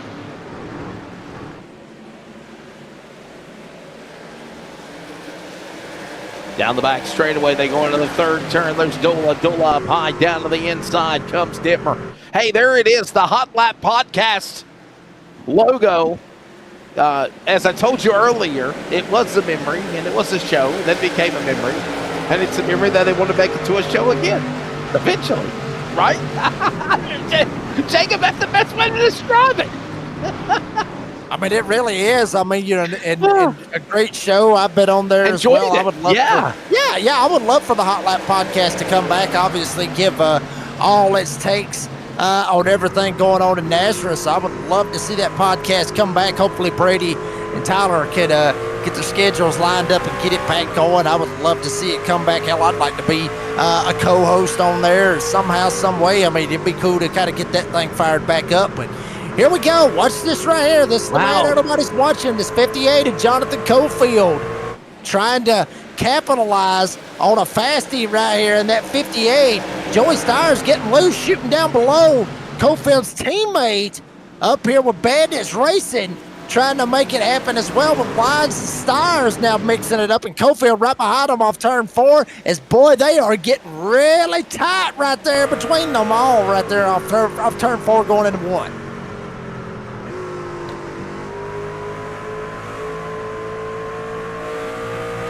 Lucas Lyons. Some people like him, some people hate him.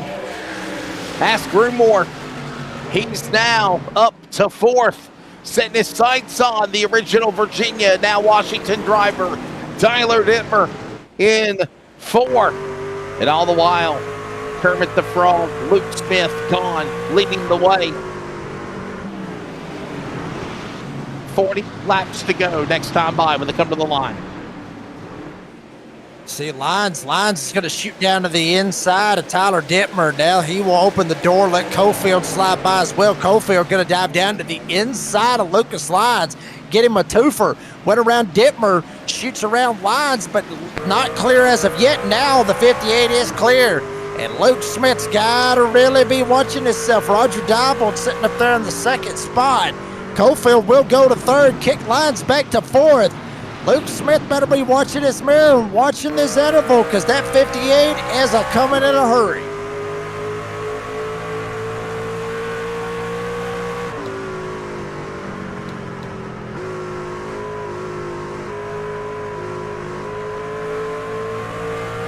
Oh, you gotta love it. Cofield in front, trying to get back up front again. The man won the opening stages. Stage 1, Stage 2 is what I was gonna say. And he is trying to get quicker and quicker to run down. Diebold for the bridesmaid spot up ahead, heading to 3 already as Luke Smith under 40 laps to go. What a big dive on the inside. Adam Newton on the 4, Dittmer. That's a change for 5th. Oh, 4. Baby, sent that sucker in there. Adam Newton did, but it might have cost him on exit.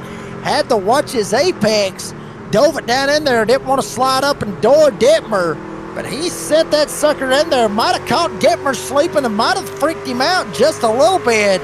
But Adam Newton very aggressive going into turn number 3 on the freshies as well, just like Jonathan Cofield is. This time around, not able to get to the door of the 4. So Newton will still sit in the 6th spot. Dittmer still sitting in P5. And now they're starting to get strung out a little bit. We could be in turn, Wesley, for a green flag run that could take us all the way to the finish if everybody gets strung out right here. And we're ready to watch it now with the Bandit Motorsports man in 3rd, Jonathan Cofield, who has been the Pied Piper, if you will. Now running down the silver number 14 up on the high side of Diebold. That's a battle for 2nd. While that goes on, Luke Smith trying to pull away. There's the interval. There you see him. They're back in 1. Yeah, Luke Smith, really, he had a pretty good little charge right there, but not able to do it. J.D. Larson spitted, driving backwards in turn number 2. Where is he going? Parks it down the bottom of the racetrack, waiting for everybody to shoot by him. No caution yet on the Speedway as Cofield goes up and down, and now the caution's out.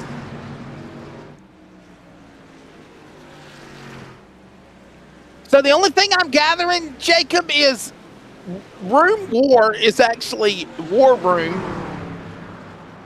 But it's first name, last name first, first name last, right? It's like Outland Wesley, right? Outland Wesley, not Wesley Outland on my Facebook. So if anybody wants to add me on Facebook, you can find me at Outland Wesley. Last name first, first name last. And I think War Room is, Room War backwards. So. Yeah, I believe so. There you see J.D. Larson goes around. Cody Knott got into him. Jacob, you know who Josh White is? No. Okay, you don't want to know. You don't want to know. He is the ghetto, crooked con man of iRacing in the real world. He thinks he's an ARCA driver called the Fighting Marine, but he's a Marine in his own mind, I guess. And I mean no disrespect to our military out there, but yeah, he's a fake. That's all I'm gonna say. A lot of people of the early NASRA world remembers this guy and the shenanigans he pulled during COVID. But thank you. Oh, I think I heard about this guy. I heard about him. Yes, I heard about him. Yes. I'll give a big fat middle finger to that guy if I ever see him again. Anyhow, Cofield That's a big we got beef. That's a big beef with a probably. Yeah, we got a beef and an ass whipping coming is what it would be. We got beef. It's 117 and 150 laps. Oh, if I ever ran into that guy, I'm telling you. We're taking a break. Oh, room war. I'm seeing red now. We're back in a moment. Are you ready? For Murph's Magical Creations. Home to custom laser engraving and gifts. This veteran-owned and operated company engraves for all occasions. If you want one of Murph's magical creations, call the number on your screen or commission through either Instagram or via email. Murph's Magical Creations, made with love for you.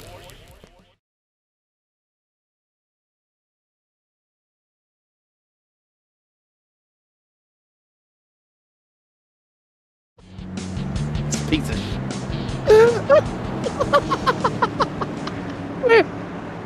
We're back. Help me, Jacob, help me.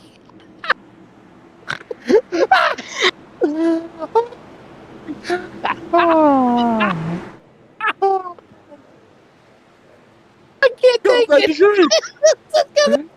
We're going Van Grave, Fanny's racing up there on the front row. We're there. We go, great flag back in the air. I'm sorry I had to mute myself. We're back underway. If you want to sell the door, make it. Oh, sideways. Hold on. Truck in the wall. I want to say it's Thomas. Thomas is crashing 24. They're rocking up the back straight away now. Looked like Joey Stiers was involved in that as well, Wesley. Yes, Stiers turned around. My chest hurts. I need to get something to drink, Jacob. Take over for a minute. All right, I got you. Voice pop resistant replay. Let's see what happened right here. Easy Stephen Thomas goes in. Maybe a little stack up. No, Thomas just snaps loose on the top side. Might have rode that seam as well. Head on in the outside retaining wall. Goes Stephen Thomas. Parks it right up against the outside retaining wall. But Joey Stiers fell dramatically in the field as well. There you see Joey Stiers riding on board with him. Andrew Harris goes to the inside. See what happened to Stiers. What happened to him? Oh, no. Bad. Wow. Looked like Harris might have doored Stiers.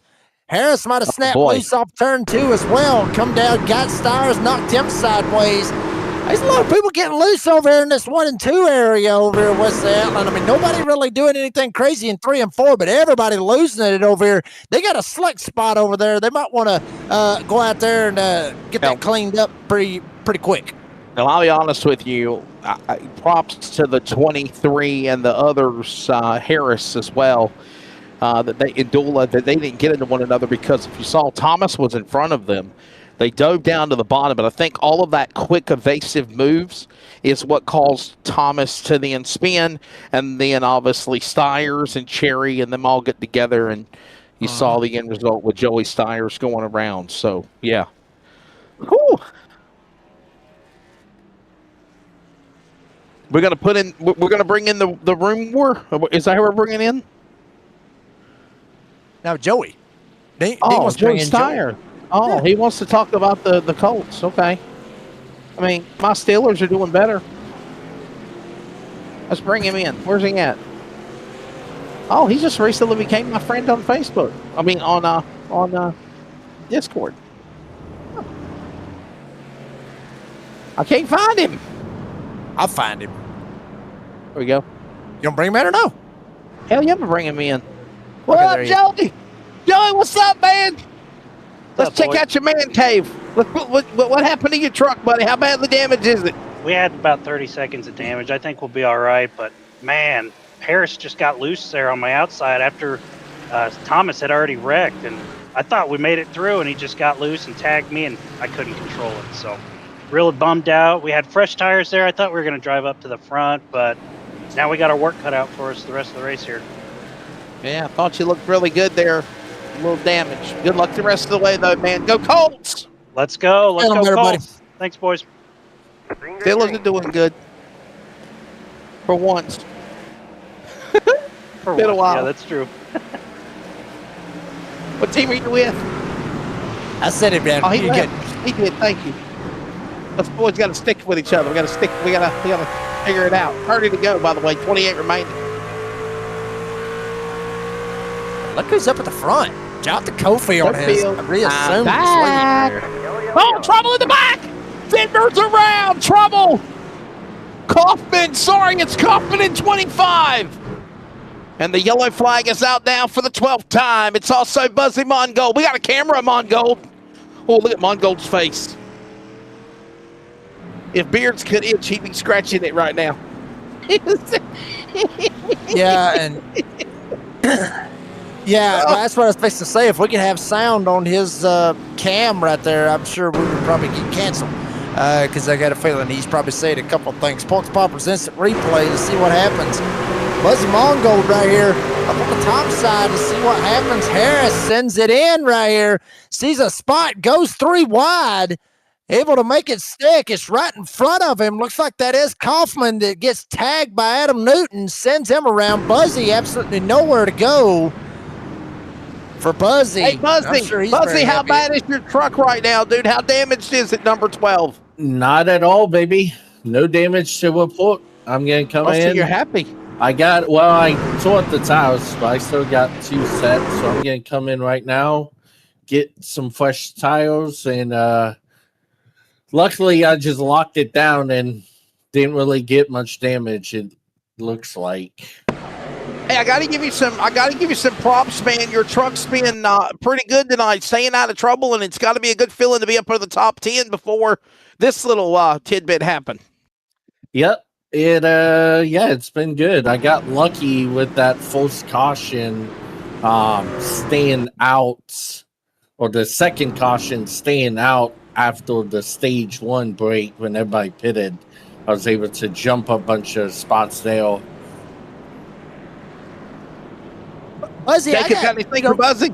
Yeah, just a quick one there, Buzzy. I mean, this, we've seen a lot of issues. I mean, might be the first issue I think we might have saw over in 3 and 4, but mostly it's been everybody snapping loose or spinning or something happening over in 1 and 2. What's the difference? I mean, would you agree? Maybe the turn 1 and 2 is really the Achilles heel, and if so, why is turn 1 and 2 that corner where it's that hard to get around?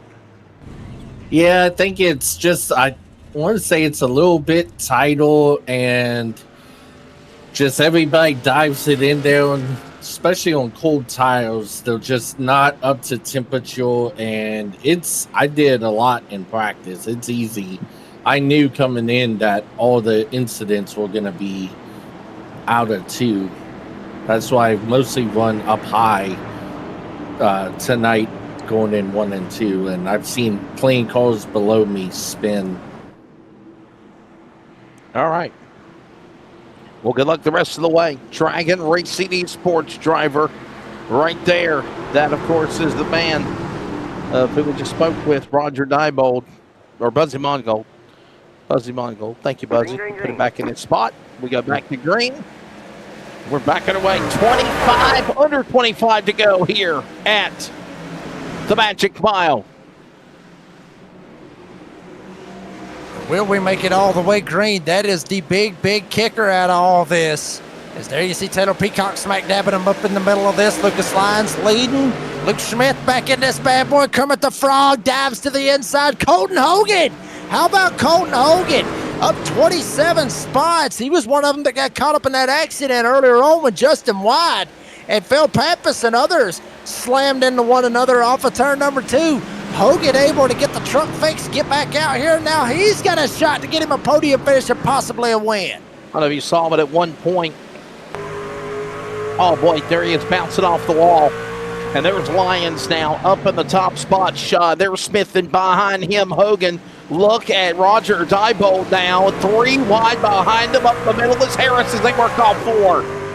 Yeah, boy, they are absolutely sending it. As Diebold up on the top side trying to find a way to get around Colton Hogan. Andrew Harris trying to make it happen. Luke Smith, last lap, the best lap, 30.247, fastest lap out of all of them in the field, and right up on the back door of Lucas Lyons, the fastest lap of the race, 30.247 by Luke Smith, and he is absolutely working it down to the inside of the 41. Luke Smith trying to get there. Miss Piggy cheering him on. Luke Smith to the inside in turn 1. Oh, they make contact. Lyons slides up the hill. Curb at the front. Luke Smith dives down. They door bang him. We got a caution. Hofield is spun in a wrong direction up against the safer barrier and driving in reverse. Caution out for the Stage 1, Stage 2 winner of tonight and the defending champion of the series. Here's a replay. Wow.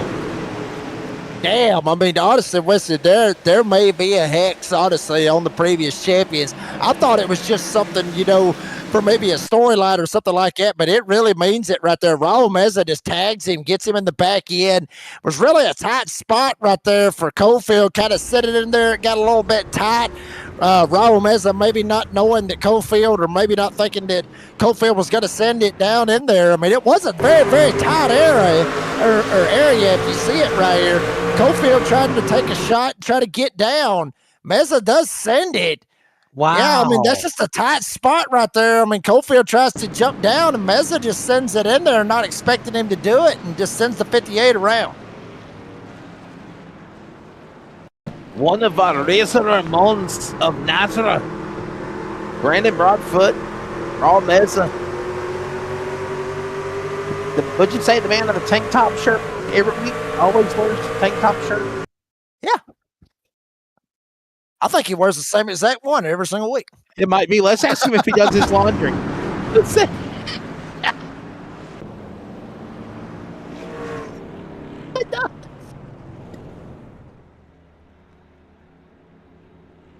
Caution flag number 13. I'm trying to find a way to be able to bring Raul Meza into this to ask him about his clothes without, insulting him. It's just Jacob talking about it. Well, you brought up the tank top. I mean, did. I'll do it right now. Raul Meza, it is the broadcast booth, brother. You got a copy, my friend? We got copy, guys. How's it going? It is one of the Razor Ramones of NASRA. How you doing? I mean, what's your take on what happened out there? Man, I didn't think he was gonna go ahead and cut my nose like that. I did see that he did clear it just a little bit, but man, we were already committed on that turn 1, and man, we linked up. And it's pretty much get down to the end where you got to do what you got to do to race to fight for your spots to win, right?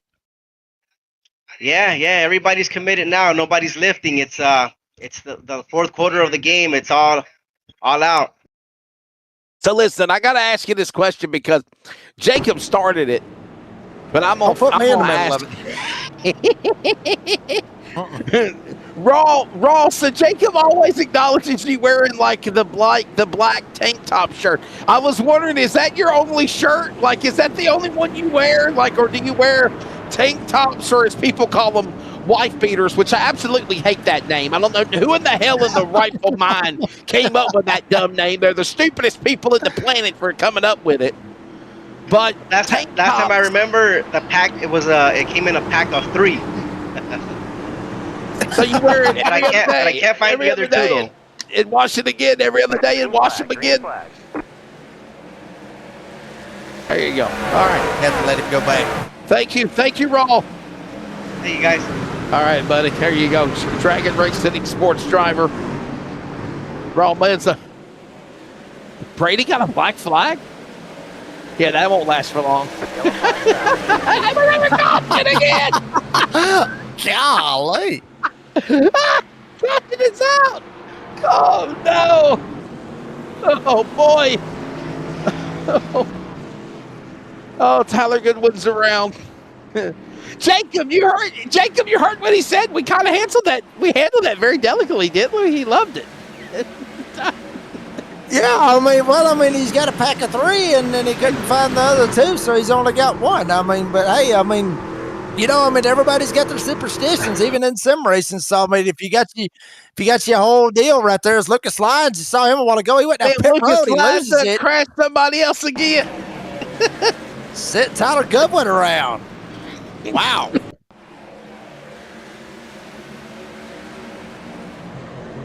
Hey, Lucas. Yeah. Lucas, man, you're not making friends out there, are you? What's going on tonight in the 41, brother? Well, the first time with Justin White, I didn't even fucking touch him. Second time, I got my nose cut off. Easy.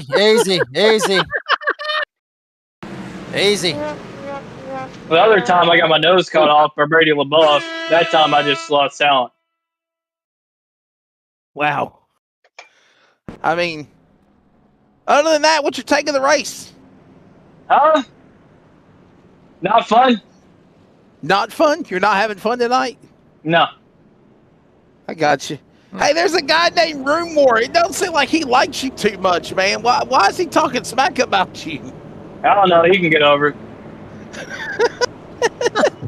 Jacob, you got anything for our buddy Lucas Lyons? No, I'm good right now. I don't want to make him any more mad than what he sounds like. He already is. I'm good. Lucas, how damaged is your car? Is your truck, buddy? How damaged is your truck? I don't know. We'll find out. All right. There you go.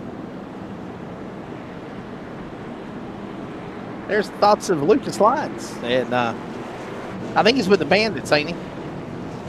Yes. There you go. Under contract.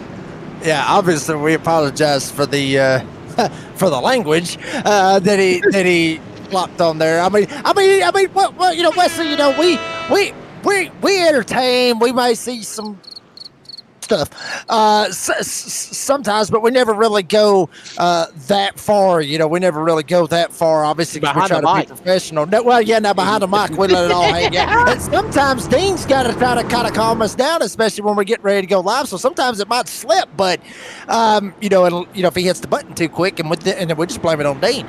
But other than don't bring Dean into this. But anyway, we apologize for that. Hopefully nobody, everybody caught it, but we just apologize for it. Yes, we apologize. We're coming back to green. By the way, under 15 to go. 15 remaining here at New Hampshire, ready to settle it in the Magic Mile. Be friends. Oh no, trouble! Hagen's in the wall! Oh, is that Chad Ross as well? Lord. Dane Hagen, Chad Ross, and we're under yellow. Oh boy. Well, Wesley, we heard Ron Mesa say this a while ago, that it's the fourth quarter, nobody's lifting, and damned if they ain't really, they're really making that happen. I mean, nobody's wanting to lift right here at this point. Everybody sends it. If they see a hole, they're going to stick it in there one way or another. Chad Ross sends it in there, ends up tagging Dane Hagen, tries to send him around. Chad Ross actually gets the worst end of it. You saw Cofield got a piece of it again, too. Watch this. Yeah, he did right there. And, Cofield gets a piece of it as well. Right there. See him sending it 3 wide. Lucas Lyons sending it 3 wide. Might have split Peacock a little bit. I mean, it's just everybody's. I don't want to put it in the wrong way right here, Wesley, but everybody's on kill mode right now. And folks, don't take that the wrong way for what I'm saying. But what I mean by that is everybody is just literally out for themselves. I mean, they feel like, from what I'm seeing, it just literally looks like that everybody's just wanting to just go straight in there, and they don't give a damn if they spin somebody out or what have you. They're just going in there for themselves, and if they've got to do it to somebody else's expense, so be it. But bad part is, Wesley, they got an EOL system around here. And you get busted for penalties and everything else, you got to pay fines. At least that's what I'm understanding. And, that's money out of your pocket. So you would think people would kind of calm down a little bit, but right now they ain't doing that. Yeah, that went out the window and out the other. Yeah. Okay. I was about to say that went in one end and out the other, but I didn't say what the other end it came out of. Next week, by the way, we're going. Oh, the Homestead, Miami. We're taking a break. We're back in a moment.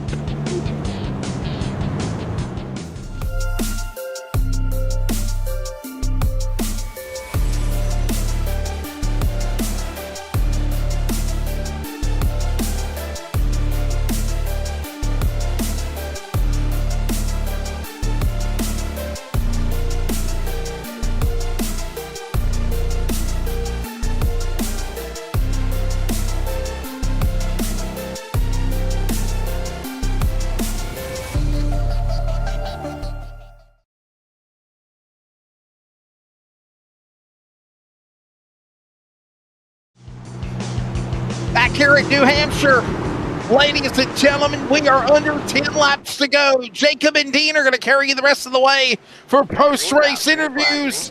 If we can finish this race, back to green, Luke Smith in the lead. Can Kermit hold on and not become frog legs as they go into turn one? Looks like he may be able to as he jumps out to a big old lead. Roger Dalbo, Andrew Harris trying to give chase. Daytona winner Colton Hogan smack dab in the middle of this as well. Holy hell, Adam Newton able to hold on to it. Brandon LaBeouf sends it 3 wide down on the inside. Will he be able to get there? Yes, he will. Matt Cherry up top. LaBeouf trying to send it on the bottom. And now we got a spinner. Timmy Hammond spins, and we got another parking lot. They're flipping Buzzy Mongold and everybody crashing. Oh, poor Buzzy. Man. Caution out.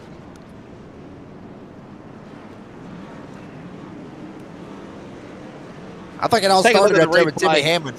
Yeah, I think you need to check out the 69 of Timothy Hammond from Indianapolis. I think that's where it all began. Oh, boy.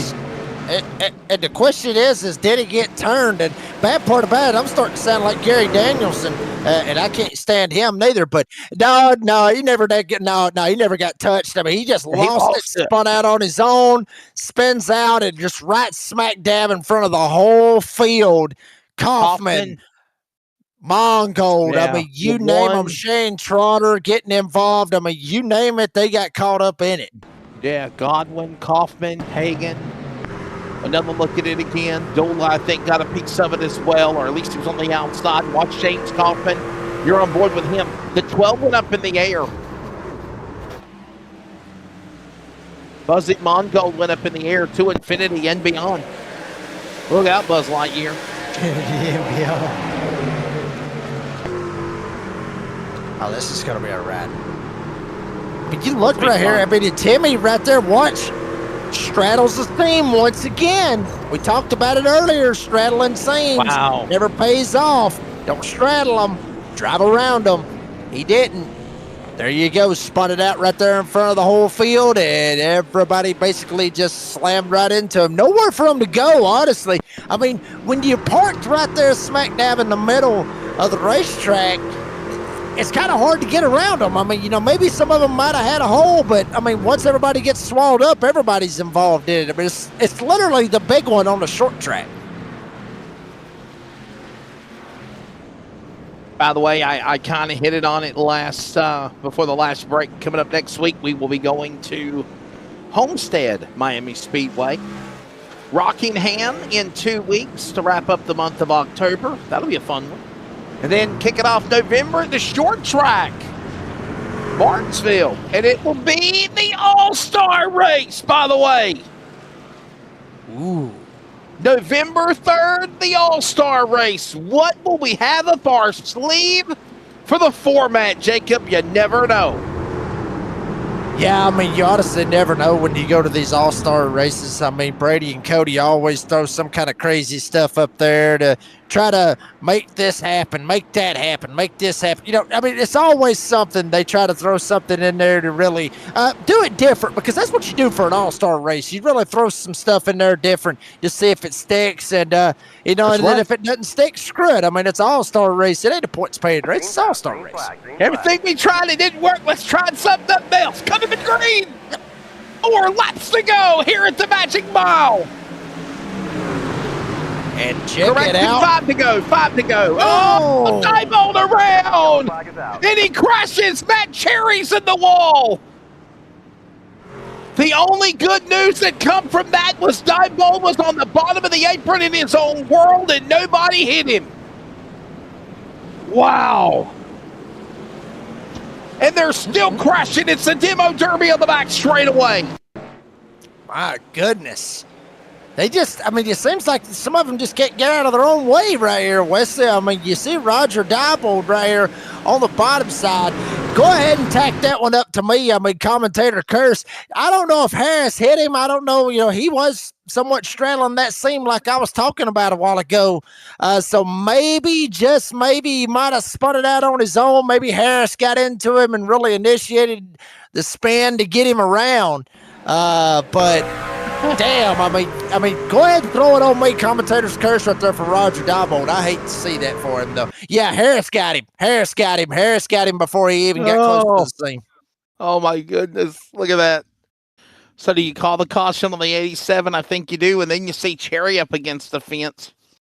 And then they're not done crashing, guys. They go all the way down the back straightaway. They're still wrecking like they're in the funny papers.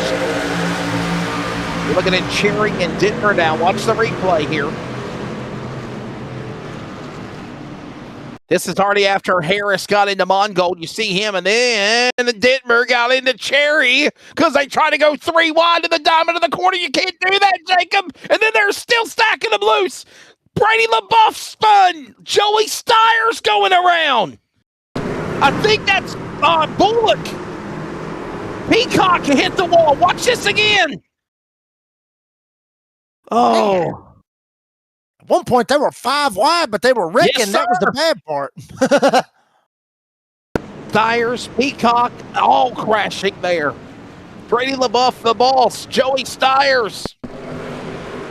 Who needs break when you can use someone else's? No kidding.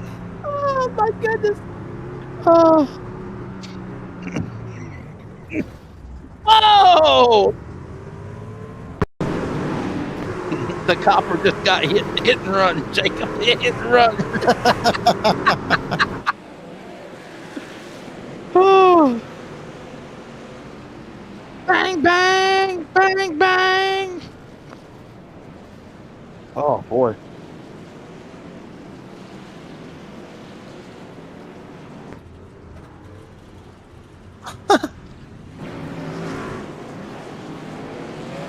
This is Mario out to get Mario. You can just keep you off the wall. Wario, it's Wario. It's Wario. King Cooper. Any King Cooper? Nah. Green flag, green flag. I don't think we're in the green white checkered area yet. Yes, we are. Yeah, we are. Overtime 1. Here we go. Green flag. This is overtime number 1, everybody. We got to take the Darren's Detail and Shine 1 to go. If not, we're going to re-rack and restack them and go again. If they take the white flag, it's wreckers or checkers. We're crashing. Oh, and they got him airborne again for the 3rd time tonight. Caution out. No, that's Matthew Dola.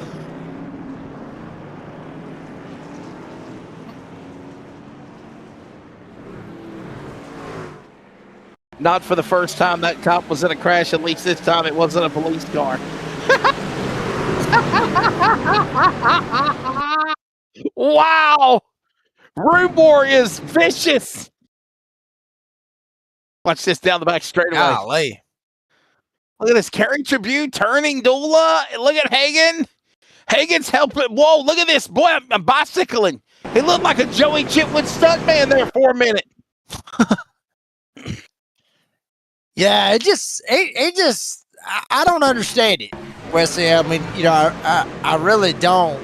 I just don't understand some of this aggressive driving. I mean, I understand, you know, I mean, you know, I understand some of it. I mean, yeah, I mean, I see it right there. I mean, Buzzy, or excuse me, not Buzzy, but Matthew Dola is kind of snapping loose right here.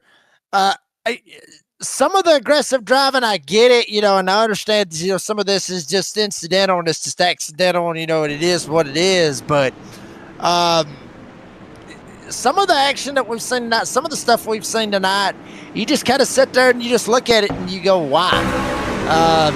But, this is one of those instances where, Dillon just snaps loose. I mean, he's trying to get all that he can get. But once again, look where he's at, right there on that seam. Once again, snaps loose on that seam, snaps loose right in front of Carrie Tribute. Carrie absolutely nowhere to go, spins it around, and then game over. But, you see it out there, room war out there. I get it, but for 27th, what are we doing? Take it on the chin and get it over with. I agree with that, but, in that instance, you got to learn to not ride on the seam, because if you ride on the seam, it's going to snap you loose. We've already seen it numerous times, and I'll tell you one track, it ain't got no seams. It's this sucker right here. Talladega, they ain't got no seams there. They repaved that damn thing. They certainly did, and I hope that you get yourself ready for the King of Talladega. It was supposed to be this week. It was supposed to be tonight. But it's been rescheduled now to Happy Turkey Murder Day week, Thanksgiving. And we've been promised that it will not, the big feature race will not be ran on the day of, or at least before the kickoff of the Iron Bowl. Yes. That's what I was told. No, I might have to work on Thanksgiving. I think it's Thanksgiving Sunday, though. So, anyhow, it'll be close. So. I worked on my birthday, too. I sure did. Didn't get no overtime either. Damn. It's another day in the office, right? Another day in the office. Go back to green. Remember, they got to take the white flag. This is take 2. Here it's look at this at New Hampshire back straightaway. It is Smith in the lead. Most part, they got it straightened out, and will they make it back to the white? If they make it back to the white, they can all wreck. Harris sends it, gets into Hogan. He spins around. Others spinning. No caution yet on the Speedway. They're all wrecking back there. Caution, no. White flag, baby. It's the white flag. Your white flag is out. I don't know why they did not throw a caution. They wanted to get this race over with. I think they're tired of it. Down the back straightaway. Final time. Luke Smith. Kermit the Frog is about to work off turn 4. Toyota number 27. Blue Line Racing. First win of the year. He's going to the playoffs in the postseason as well. Wow. Miss Piggy is dancing on pit road. She is happy for this one right here. Luke Smith gets it done. Hogan and Tyler Dittmer, Colton Hogan, Daytona winner up 27 spots, getting second. Tyler Dittmer, Shane Scott, and Justin Lumpkin getting a top 5. Very quiet night for the 18. We talked to him. He gets him a top 5. There is only one driver that is a multi-time winner this year. That was Adam Newton, who won Pocono in week 2.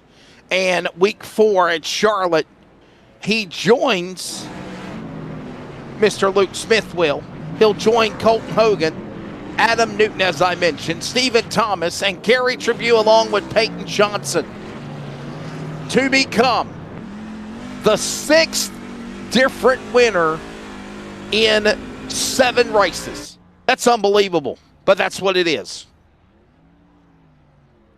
I mean, and Wesley, you mentioned that right there, but that just only gets that playoff. That just hurts your playoff chances with so many new winners. And if it continues to grow like that, once it gets down to the point of trying to find drivers that's going to get in on points, you get so many winners, it's going to come down to you have to win to make it to the playoffs.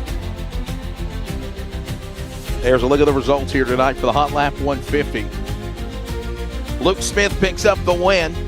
Colton Hogan will go second. Tyler Dittmer third. Shane Scott. Justin Lumpkin went away to bounce back. And look at Luke Smith with his signature driving in reverse in the right direction down the racetrack. I love it. Shades of our virtual Ricky Bobby right there, yeah. I think he might have stole that one from Ryan Johnson, to be honest with you. Did Ryan Johnson used to do that? I think he Ryan did. Johnson still does that. Yeah, Ryan Johnson does that. He's mimicking Ryan. Okay. All right, Melon Man. Yeah, Lucas Lyons wrestles back. How about that, Room War?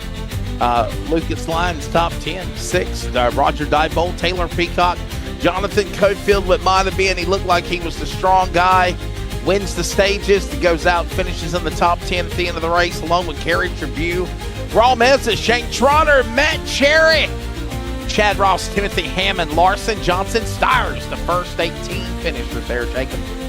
Yeah, I mean, right behind him, obviously back there with Joshua Suss back here in this mix. Brady LaBeouf getting 19th, with Cody Knott finishing 20th, Joshua Suss 21st, Adam Newton 22nd, Dane Hagan, Buzzy Mongo 23rd, 24th, with Matt Dula 25th, Tyler Goodwin 26th, Andrew Harris 27th, Steve Barnett will finish in the 28th spot, with James Kaufman finishing in the 29th spot, and the Spice Man Chris Cinnamon getting 30th. The rest of the drivers was Ryan Dillevue, Stephen Thomas, Chris Blanchard, Aaron Van Rada, Justin White, Phil Pappas, Peyton Johnson, the 37 drivers. DJ Moore, your race director, Robbie Richards, Mark Morton, they decided they just want to get their name called tonight. They ain't even start the race. There you go. That's the way it finishes. Boy, oh boy. Victory Lane presented by Florida Cabinet Distributors. It is Luke Smith picking up the victory for the driver in the NASRA DSR Electric Truck Series. What another phenomenal job for him. Luke Smith, our Kermit the Frog, getting it done here at New Hampshire. Thanks as always, everybody. I'll be back with you on Wednesday for the NASRA Cup Series at Dover. Jacob Dean carrying you for post-race the rest of the way. Good night from the Magic Mile. Stay tuned for the top 3 drivers, as it has been a wild one here tonight at the virtual New Hampshire Motor Speedway. The man that'll be hoisting the lobster will be Luke Smith, a frog. We'll be with him in a moment. Craftsmanship that lasts a lifetime is Florida Cabinet Distributors. With over 20 years in business and 39 years of woodmaking experience, they proudly serve Northeast Florida to Southeast Georgia, delivering custom woodwork that combines precision, beauty, and durability. Whether you're dreaming of a custom kitchen, bathroom vanity, fireplace and mantel, entertainment center, outdoor kitchen, or even a full library, we can build it at Florida Cabinet Distributors, exactly the way that you envision. Hey, no project is too big or too small. If it's made of wood, Florida Cabinet Distributors can make it. Call or text Steve today. Yes, they gave us his personal cell number, 904-874-3442. That's 904-874-3442 to book today. Florida Cabinet Distributors, craftsmanship that lasts a lifetime.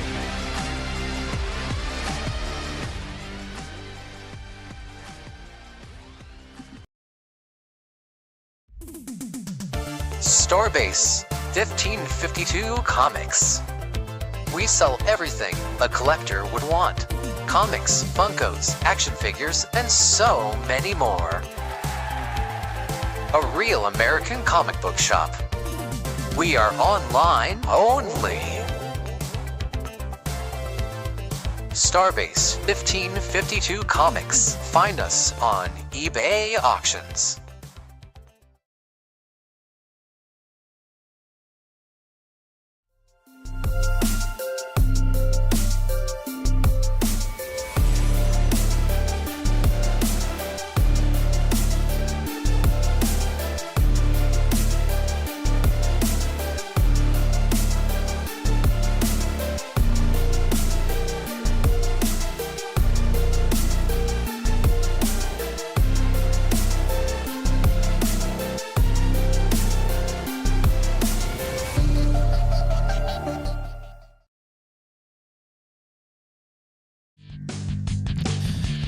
Well, folks, we're back here at New Hampshire. Hot Lap 150 is in the books. And Miss Piggy's buddy, Kermit the Frog, Luke Smith, gets it done, gets the win. Luke, buddy, congratulations on the win. Boy, it took a while to get to the end of it, but you got the win, and buddy, tell us about it. Yeah, I mean, this is one of my favorite tracks. I I was almost super bummed because just moved and I've been having a couple connection issues. And, I apologize to anybody if I was blinking. It is totally my fault. I am getting it fixed. But yeah, this is one of my favorite tracks. I feel like I can compete with anybody with pure speed at this track. And I screwed up qualifying and just slowly worked my way through. And different pitch strategies led to different thought processes and ended up out front when I needed to be and ended up coming away with a victory right there. Yeah, Luke, it was good to see you up there. You joined a list of drivers that have locked themselves into the playoffs. Luke, I will ask you this. Because obviously you win, you lock yourself in, and Wesley touched on this before. Before we went to commercial break, that there's so many different winners that we've seen so far this season, and I touched base on it and said if this keeps on going the rate that it's going, you're gonna have to win just to get in the playoffs. You ain't gonna be able to point your way in. Depending, if it goes like that. Do you think maybe that there's a possibility that it could be that way to where you're just gonna have to win just to make sure that you make it into the playoffs? With the style of racing that these trucks put on, definitely it's a possibility.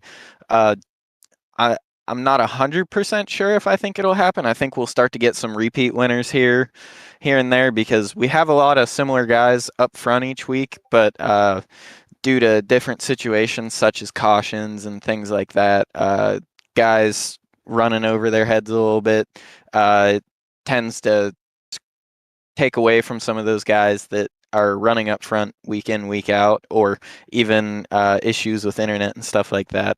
But truly, it could end up like that because these trucks are definitely very aero based, and every mile and a half is basically like a restrictor plate. Any driver puts themselves in the right spot.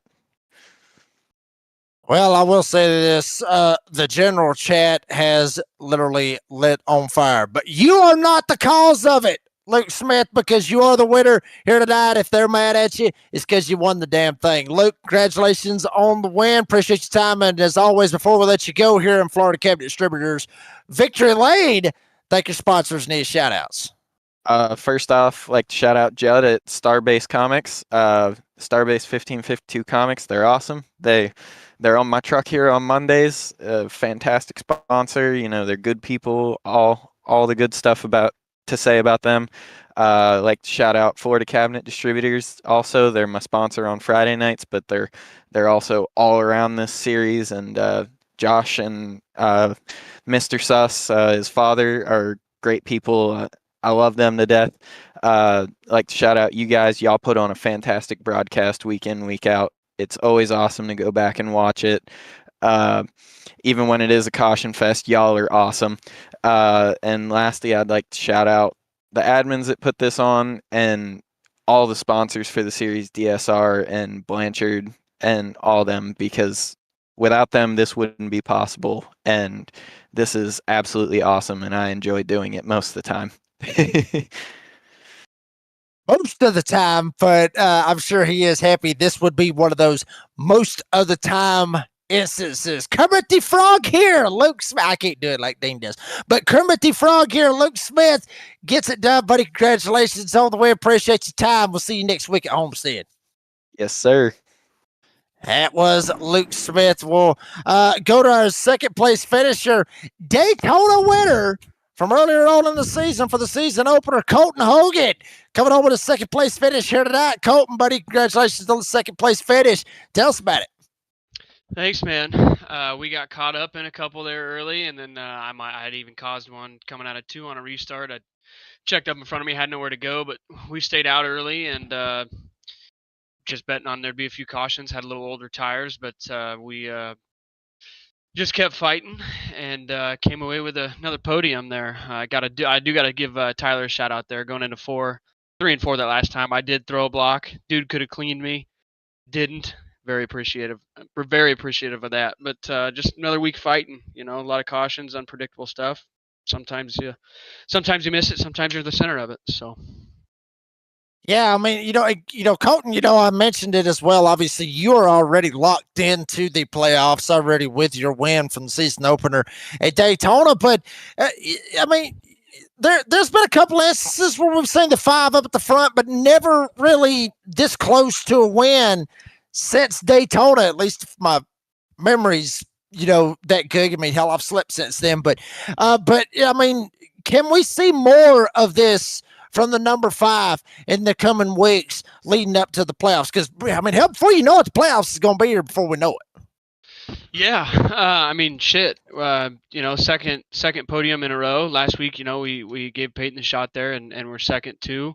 So we're up front, man. I'm racing free and easy. Getting that win right off the bat has totally changed it. I just feel like I got a lot of confidence, and this. I mean, there's a lot of great drivers in this league, and just knowing you can run up front with them is most of it. And I enjoy running with these guys, and it's tough. It's competitive. It's tough as hell to finish good, and we finally a couple seasons in and get the hang of things. And yeah, man. I mean, I'm wheeling it as hard as we can, and I think it's showing. We got 3 top 5s here in 7 weeks, so we'll keep it hot. Colton Hogan, buddy, you come home with a second place finish here this evening, 1 spot short, but you'll take it after all the melee, buddy. Congratulations on second place finish. Appreciate your time, and as always, before we let you go, thank your sponsors and these shout outs. Thanks, dude. I want to give a shout out to you guys each and every week, even during the Caution Fest. Hogan Farms, Hogan Enterprises, Brother Ryder, Donnie, all my buddies, watching, Shane Scott, Trace, Edwin, the Gordon boys, all them guys, and everybody at Chrome and up front. Love running with the up front guys every week. They give me a ton of good advice, and wouldn't be where I was without them. And Jason Morales getting me into this deal. And appreciate it, guys. Have a good week. Absolutely. Colton Hogan coming home second here tonight, buddy. Appreciate your time. We'll see you next week at Homestead. And that was Colton Hogan coming home second. We'll go to third place finisher. I may have 3 questions for him just for the hell of it, because I've got to, Tyler, congratulations on third place finish. First off, tell us about your night, and then we'll go to the 2 questions, because I got a second question that I've got a third question, but tell us about your night. Yeah, just New Hampshire thought the race was going to run kind of long there. Got stage points when we needed it because we missed a few races. Going to miss next week in Martinsville as well due to work. So just kind of was a slow trot, stuck around the top 10 most of the day, played a little strategy late, found ourselves in the top 5. Had fresher tires than 2 guys ahead of us, just couldn't get there in time due to the green-white checkers. Would have preferred like a 10-lap run to the finish. Think I may have had something for Luke Smith, and probably could have gotten around Hogan there, Colton. So it just didn't pan out the way we wanted it to, but, just truck mostly clean. Got caught up in a couple of other people's messes, and, just trying to be respectful out here. And Colton made a block, and I was like, you know what? He's run a good race. He deserves second. Not worth running him over for 1 spot at the end of the day because it's kind of pointless. Yeah, I mean, Tyler, you mentioned that a second ago about, the mess, and, I mean, Colton, mentioned it as well, some of the disrespectful driving and everything else. I mean, what do you think is the main reason why we're seeing some of the, I guess you could say aggressive driving, disrespectful driving, and if so, your take on what do you think about it? And if so, what would you think maybe could change all of it? I mean, you just kind of saw it there and replayed people driving in over their heads. Just, everyone's like, 2 to go. Got to send it as far as I can. And your tires don't have the grip. Your truck's been damaged. I knew my truck was damaged. I knew where I could run safely and not wreck anybody. And people just don't care about that. And, it's also like no one's content with, a 4th or a 5th. They have to get 3rd or 2nd. And it's just not worth it. You got to keep the truck clean. I mean, to finish first, you must first finish, and no one has that mentality, and everyone just has the I need all the spots I can win now. I made some aggressive moves tonight, but I never did anything that was going to cause someone to get wrecked, right?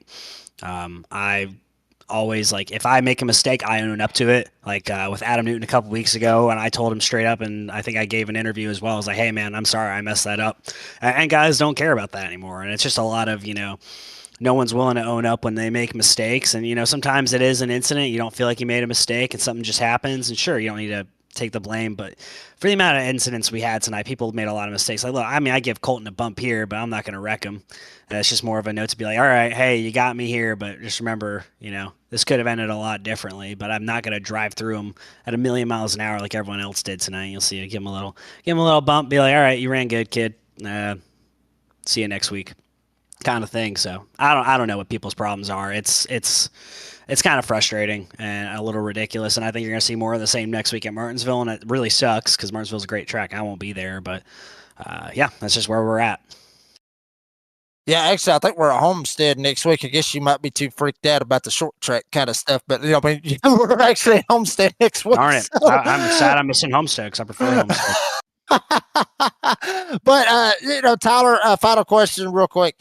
Hot Lap Podcast, when's it coming back? Because I knew this was going to be a question. Well, yeah, you knew it was going to happen. I mean, DBD, it's hopefully it's going to make its return and everything else. I'm 3 months into the new baby and everything, and trying to get back into everything and trying to get back into the swing of things. So, but when is the Hot Lap coming back? Is a lot of guys in NASRA wanting it to come back? Yeah, I mean, maybe after this week, I know Brady and I have lots of thoughts and feelings. I think he's going to go watch this entire replay. God bless him. That's a 2-hour snooze fest, if you ask me. I mean, I didn't even go back and watch the Talladega race. I heard just how bad it was, and I was like, I don't have a big enough bowl of popcorn for it, as Justin White told me. So I think we'll probably bring it back here shortly. I mean, the Hot Lap 150 at New Hampshire, the Hot Lap truck finishes in the top 3. I feel like that's kind of like an omen. We got to get this show back on the road. So hopefully here shortly we'll get it back going. Well, after Tyler just said that, I guess we got to do it the final time for the night. We got beef! I think we got to play it one time, Dean, for him right there. Tyler, buddy, congratulations on the third place finish. Appreciate your time. And as always, before we let you go, thank your sponsors and these shout outs. Yeah, I want to say first thing, today is the 250th birthday of the United States Navy. As you guys know, I'm in the submarine force. Finest Navy in the world. My wife's also a submarine officer.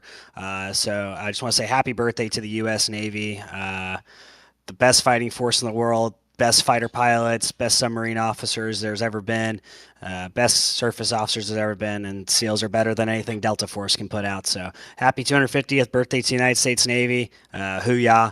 And hoping for another great 250 years after this one. And then also, again, just want to thank Brady, you guys in the booth, and everyone who makes this happen. NASRA Esports or Mission One Esports. I'm not sure what the team names are anymore. I've been so out of it for a while, but and then you guys up in the booth, Dean, Jake, you guys are great. I appreciate all the hard work you do, and hopefully we'll end up back here in a few weeks' time. We'll see what happens with that. Tyler, buddy, appreciate your time. Congratulations on third place finish, and we won't see you at Homestead, but hopefully we'll see you the week after that. Yeah, appreciate it. Thanks, guys. That was Tyler Detmer comes home with a podium finish here this evening. And whew, we finally got to the end of it, Dean. It took a while. It damn sure took a while, but we finally got here, buddy. Your final take on Demo Derby, I guess you could say, here at New Hampshire. We started very well, Jacob. You'd have to say. I mean, we got through the whole stage one. Essentially, it was one early caution, but then the rest of it was just go. Remember, there was 50 laps as well. We got through quite a little bit of stage 2, and then we started the shenanigans, started carrying course into the third stage, so it tended to happen. But you could see there clearly as well, too. A lot of those drivers did fight back. Raul Meza was in, a lot of drivers were in wrecks, of course, there. Coalfield was in one.